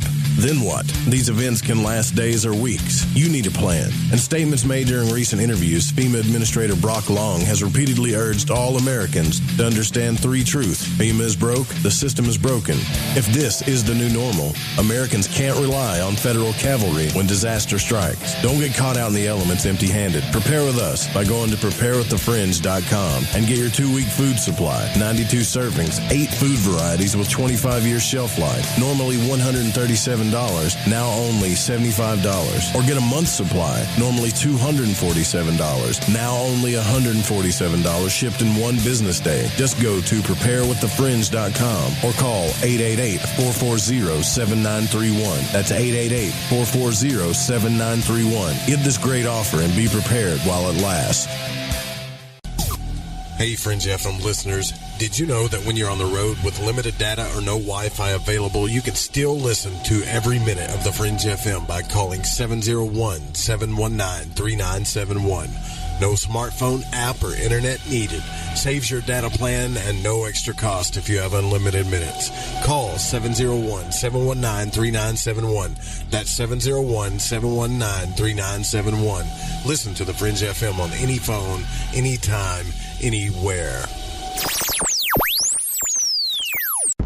Are you intrigued by Paranormal Talk Radio? You'll love the new Paranormal Radio app from TalkStream Live. You'll find a great selection of talk shows covering UFOs, ghosts, strange phenomena, and much more. Download the Paranormal Radio app now and start listening to the very best in paranormal talk entertainment, including the network you're listening to right now. The Paranormal Radio app, free in Google Play and the iOS App Store. Hey, is that a new music app? Yeah, check it out. Surfer Music Discovery. It links to thousands of online stations, but the twist is you see the song names and artists that are now playing live. That's different. No guessing. Looks like a waterfall of music. So many formats. Rock, oldies, country, R&B, jazz, and a whole lot more. How's that spelled? Surfer. S-U-R-F-R. Is it expensive? It's free. No need to sign up or sign in. Get the Surfer Music app free from Google Play or the App Store.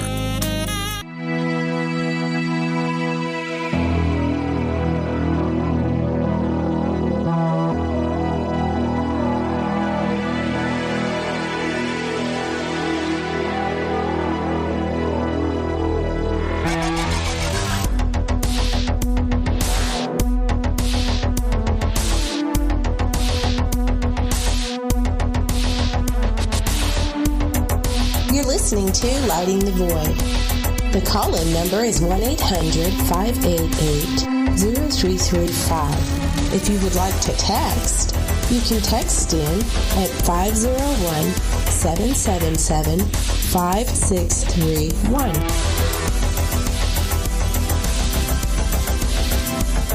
Well, we're well into Halloween now. Look, I'm telling you guys, you got to listen to our Halloween special tomorrow, Scary Mary. I think this thing's going to start around noon. We're going to have all kinds of stuff playing. And last time, got a little sound issue. Last time Alex really kicked it off. Really, I mean, he did, what was it, assault with a Sasquatch? Zelda, what are you doing to my board here? This is all Zelda's fault. Tell your story, so I can figure out what's going on with me. So I have another story for you. And again, let me preface this by saying that at this point in my life, I was still very skeptical. Again, this is like an early 20s story. So I was working with a guy who was fantastically handsome. And his name, I can't tell you his name. But he looked like you can say his first name. He looked like John Cicada. Oh, okay. No, I'm not gonna. I can't. I don't want to do it. So, and you'll understand why in a minute. So he looked like John Cicada, who is a singer that was very famous from Miami, and he worked with Gloria Estefan. So he looked like him, extremely handsome. So I finally, and we're coworkers, and we kind of flirt back and forth at work. And he asked me to go to a baseball game. And he had a girlfriend, like a long-term girlfriend, which I knew, but at the time I was like very smitten. So he takes me to this baseball game. We have a great time. I was in a hotel because I was there for business. I actually lived in a different city. So, things progress. He takes me back to my hotel room. And the electricity, is just crazy, and the tension, and he's like, I have this girlfriend, and I really like you, but I don't want to do anything that, blah blah blah. And I'm like, no, it's cool, like totally, it's cool. I get it, it's been a great night, whatever. So he leaves, like totally platonic. He leaves.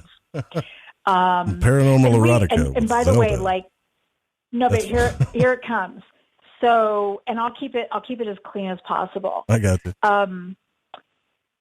So we had no drugs involved, but we had been drinking, beer at the baseball game. So again, nothing, no drugs or anything like that. So I'm totally digging on this guy. And I go stand in the window of this hotel room, and it looked over Miami.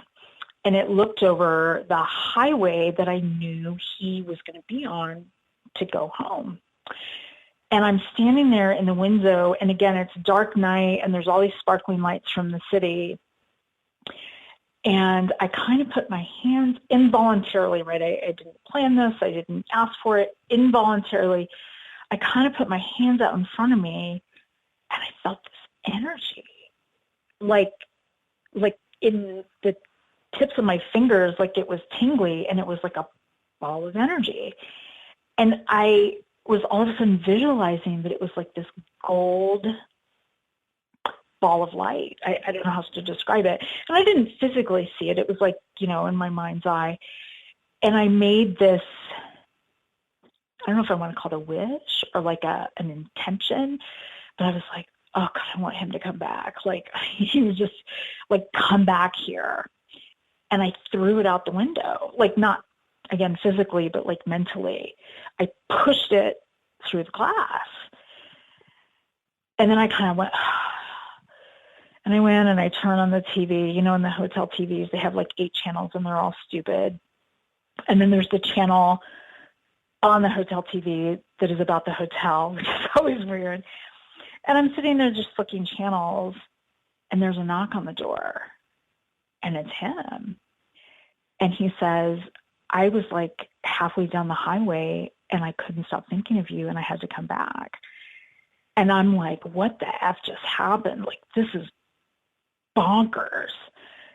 And I didn't tell him what had happened or what I had done. And then we proceeded to, make out and saw each other a little bit. And then we stopped seeing each other because we kind of felt bad about it. But that's what happened. Like, I basically somehow called him back, or I somehow knew that he intended to come back. And it was crazy. And again, I wasn't like witchy at the time. I'm not witchy now. I didn't know anything about, energy or intentions or anything. It was just very like involuntary and natural. And it just kind of came to me. And then there was this immediate and desirable result, which I just couldn't believe. It was crazy. It was like a movie. And again, 20 some years later, I still remember it just super vividly, but it was crazy. Well, what happened? Well, I think you probably know what happened. I'm sorry, I had to ask. You leave us hanging. Oh yeah. I'm having static issues over here. You might as well, it's late night. No, I'm just playing, but that's interesting. So it was a ball of energy that just came through the windshield. So the window of the hotel. And and the other thing is like it in hindsight, because I've thought about it, and I thought about it and like tried to understand what happened, and can I replicate this? And I know, but it was like the static and the like tension energy that was between us was like manifested into like this tight wall of energy. You know what I mean? It was like so thick you could cut it with a knife, and it had to go somewhere. Like it had to be like discharged, just like you discharge static energy, when you shock yourself on a doorknob or something. It had to like release itself because it was so strong. That is interesting. I'm telling you, Latin lovers, man. And so Latin lovers, they got that energy. Well, didn't that guy sing, I know who you're talking about. Like he did, when you're talking about John Cicada, that guy, he was like a 90s singer, right? Back in the 90s or? Yeah. Mm-hmm. I don't know who that is. Really talented, super talented. He had like probably like 3 hits that were like really, got a lot of play on the radio and were really popular. You're no good. You're a troublemaker, Zelda. You just ruined the relationship they had. Didn't even. I know. Well, no. They stayed together. He probably didn't tell her. She never knew about it. I was extremely discreet. We were both discreet. And again, in hindsight, am I like super proud of that? I was in my 20s. Like we all, if we were all judged by what we did in our 20s, like we would all be in like social media jail. Like I thank God on a daily basis that Twitter didn't exist or social media when I was young, because there would be proof of like all of my misdeeds, Right. I am like thinking, man, you guys got away with it for sure.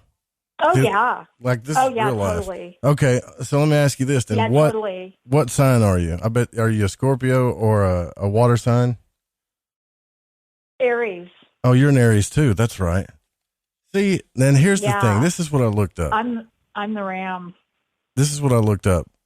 when it comes to stuff like that. The Scorpios and Aries are the worst when it comes to that stuff. And but see, this is what I want to tell people. Like, don't get caught up in your sun signs, because I've been an extremely loyal person, like my entire life. And yeah, I kind of regret it a little bit, but I have been, and that's because nobody ever talks about the rest of your chart. But all right. So anyways, I just had to get that off my chest.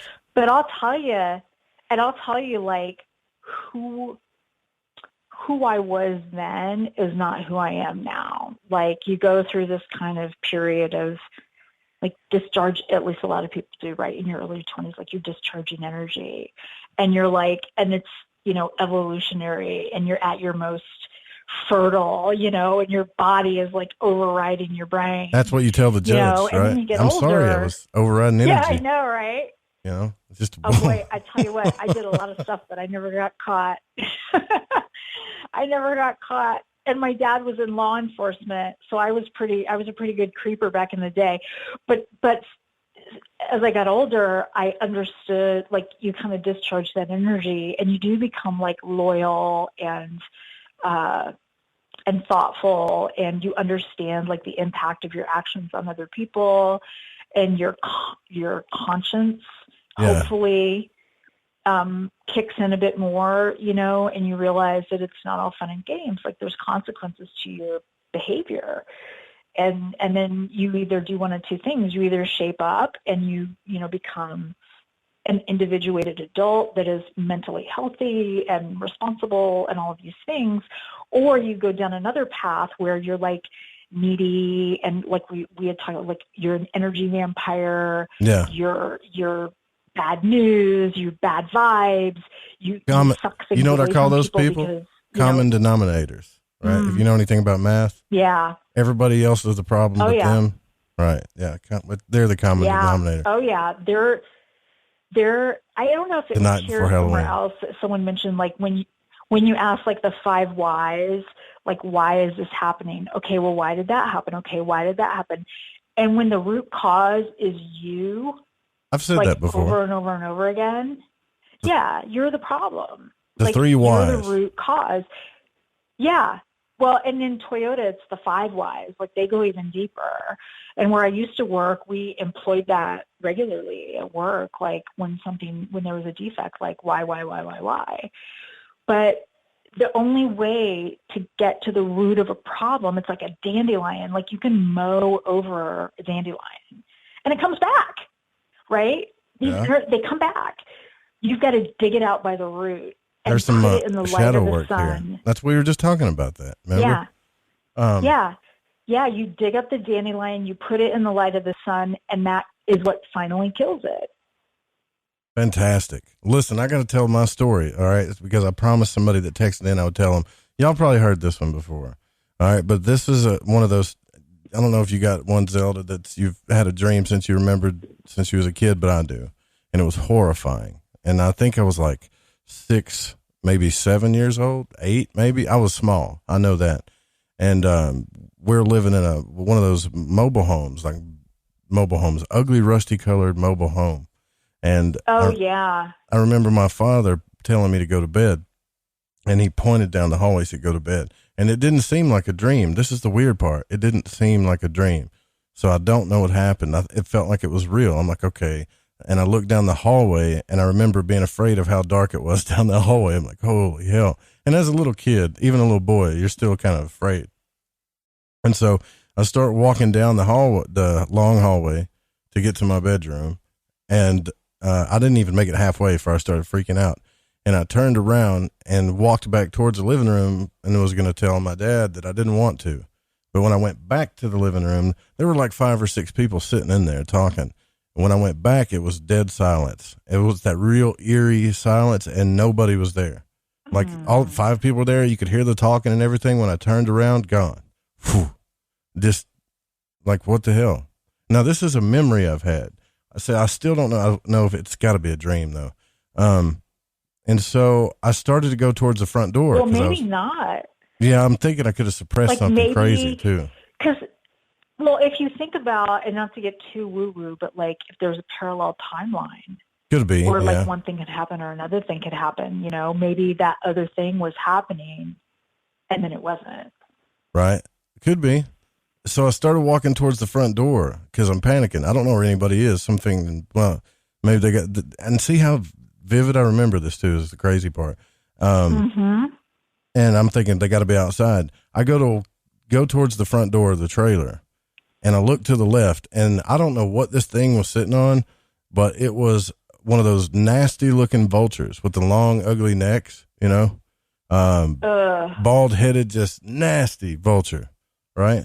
And I'm looking at this thing and I'm just frozen still, like in fear, like what the hell, you know, how did that get in the house?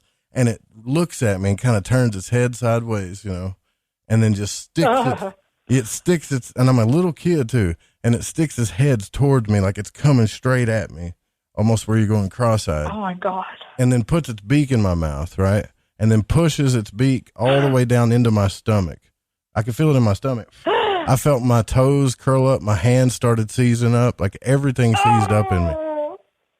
My eyes were rolling in the back of my head. All the muscles in my body seized up. And I felt this like really nauseous feeling in my stomach at the same time. Like everything in my body did that. And once, I don't know if I swallowed it or if I punched him or what I did, but I ran outside and my dad's outside chopping wood, right? And there's nobody around. I'm like, it's 10:30 at night. Why are you outside chopping wood? And it just got crazier from there. The Wizard of Oz witch, and I mean, I was just full of fear at that time, right? So my brain's going nuts. So the Wizard of Oz witch comes down on her broom and picks me up and takes me off. I'm still holding my dang teddy bear. I remember that hanging off the side of this broom, and she's flying around laughing like a hyena, and I'm screaming at her, crying, take me back home. You know, please take me back home. And I could, you know how when you get on I remember it like it was yesterday. You know how when you get on a roller coaster ride and you're being thrown around and you could feel the jerking and the pulling like that? Oh yeah. In your stomach and stuff. I felt all that. I felt like I was on a ride, like a real ride. It felt like I was really flying. I was really getting those weird stomach feelings every time she turned the broom. And then she finally, I guess, got tired of torturing me, took me back home. I jumped off the broom, started running towards my dad, and he looked at me and he put his hand out to stop like this and pointed back towards the house. And that's the last thing I remember. And I've remembered that my whole life. It was the scariest thing I've ever felt or remembered in my entire life. That's I know this, you probably don't remember, but like, I wonder what you ate before you went to bed. Yeah, I could have yeah. You know what I mean?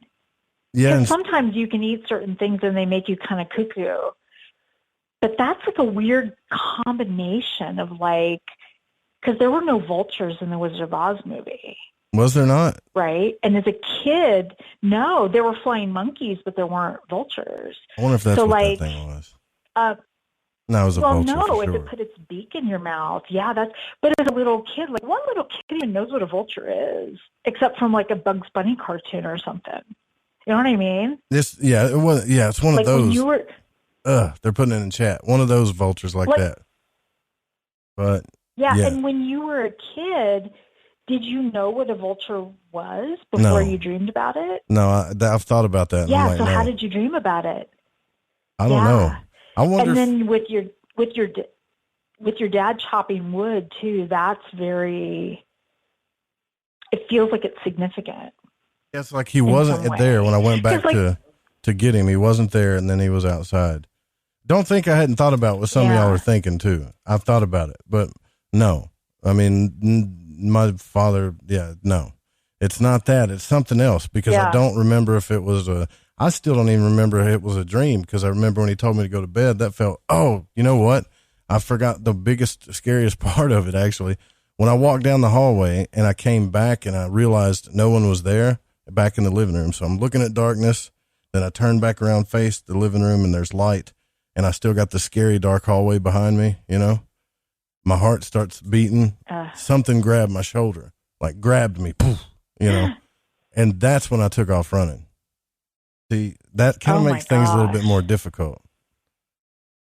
Right? Yeah. So I'm wondering.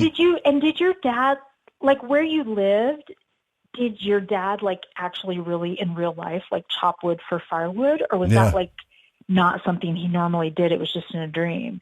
It was just in a dream because he did chop wood, but that place did not have a fireplace. There's no reason to be out there chopping wood at night too. No reason whatsoever. And at the end, like he sent you back in the house, right? Like you're approaching him and he puts his hand up to say like, no, like don't come this way. And he points to the house and says, yeah, go back in the house. And that's the last thing I remember. Yeah. Yep. So why did he stop you? Don't know. It was one of those dreams where. Yeah. Cause you were scared, kid, right? You're not, and going to him for like help. That's right. Yep. That's exactly right. That's the feeling you got. Helpless. Yeah.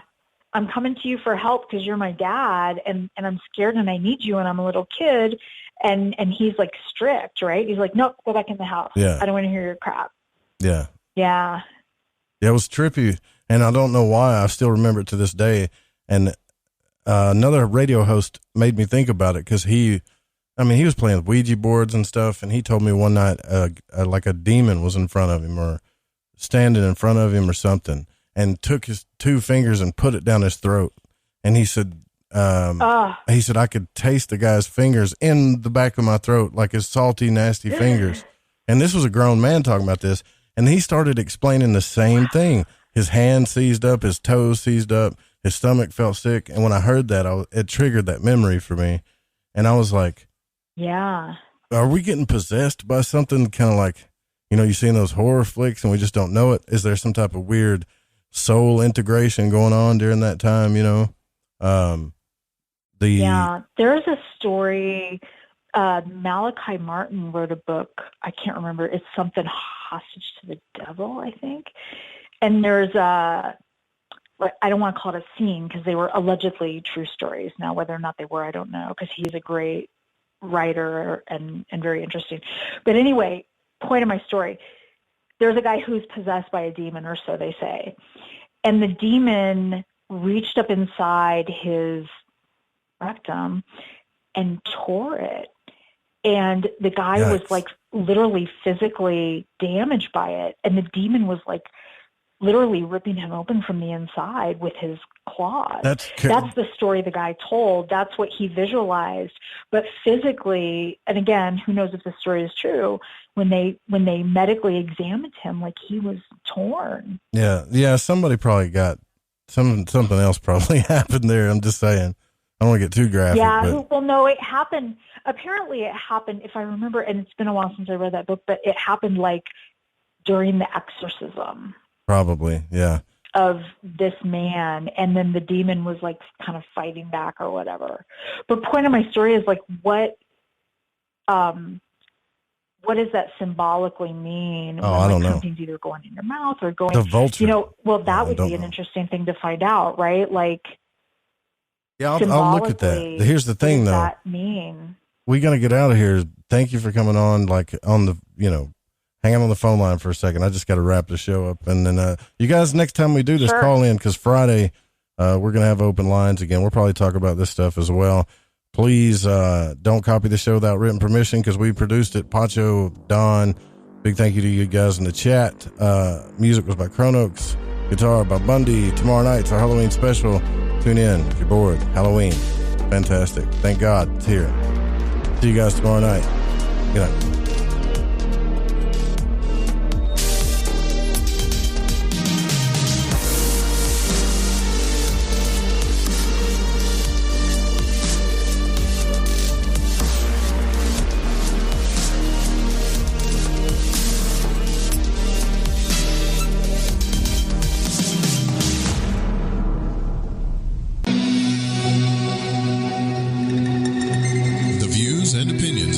On this program do not necessarily reflect those of the Fringe FM, KTLK Digital Broadcasting, its sponsors, affiliates, or staff. Listener discretion is advised.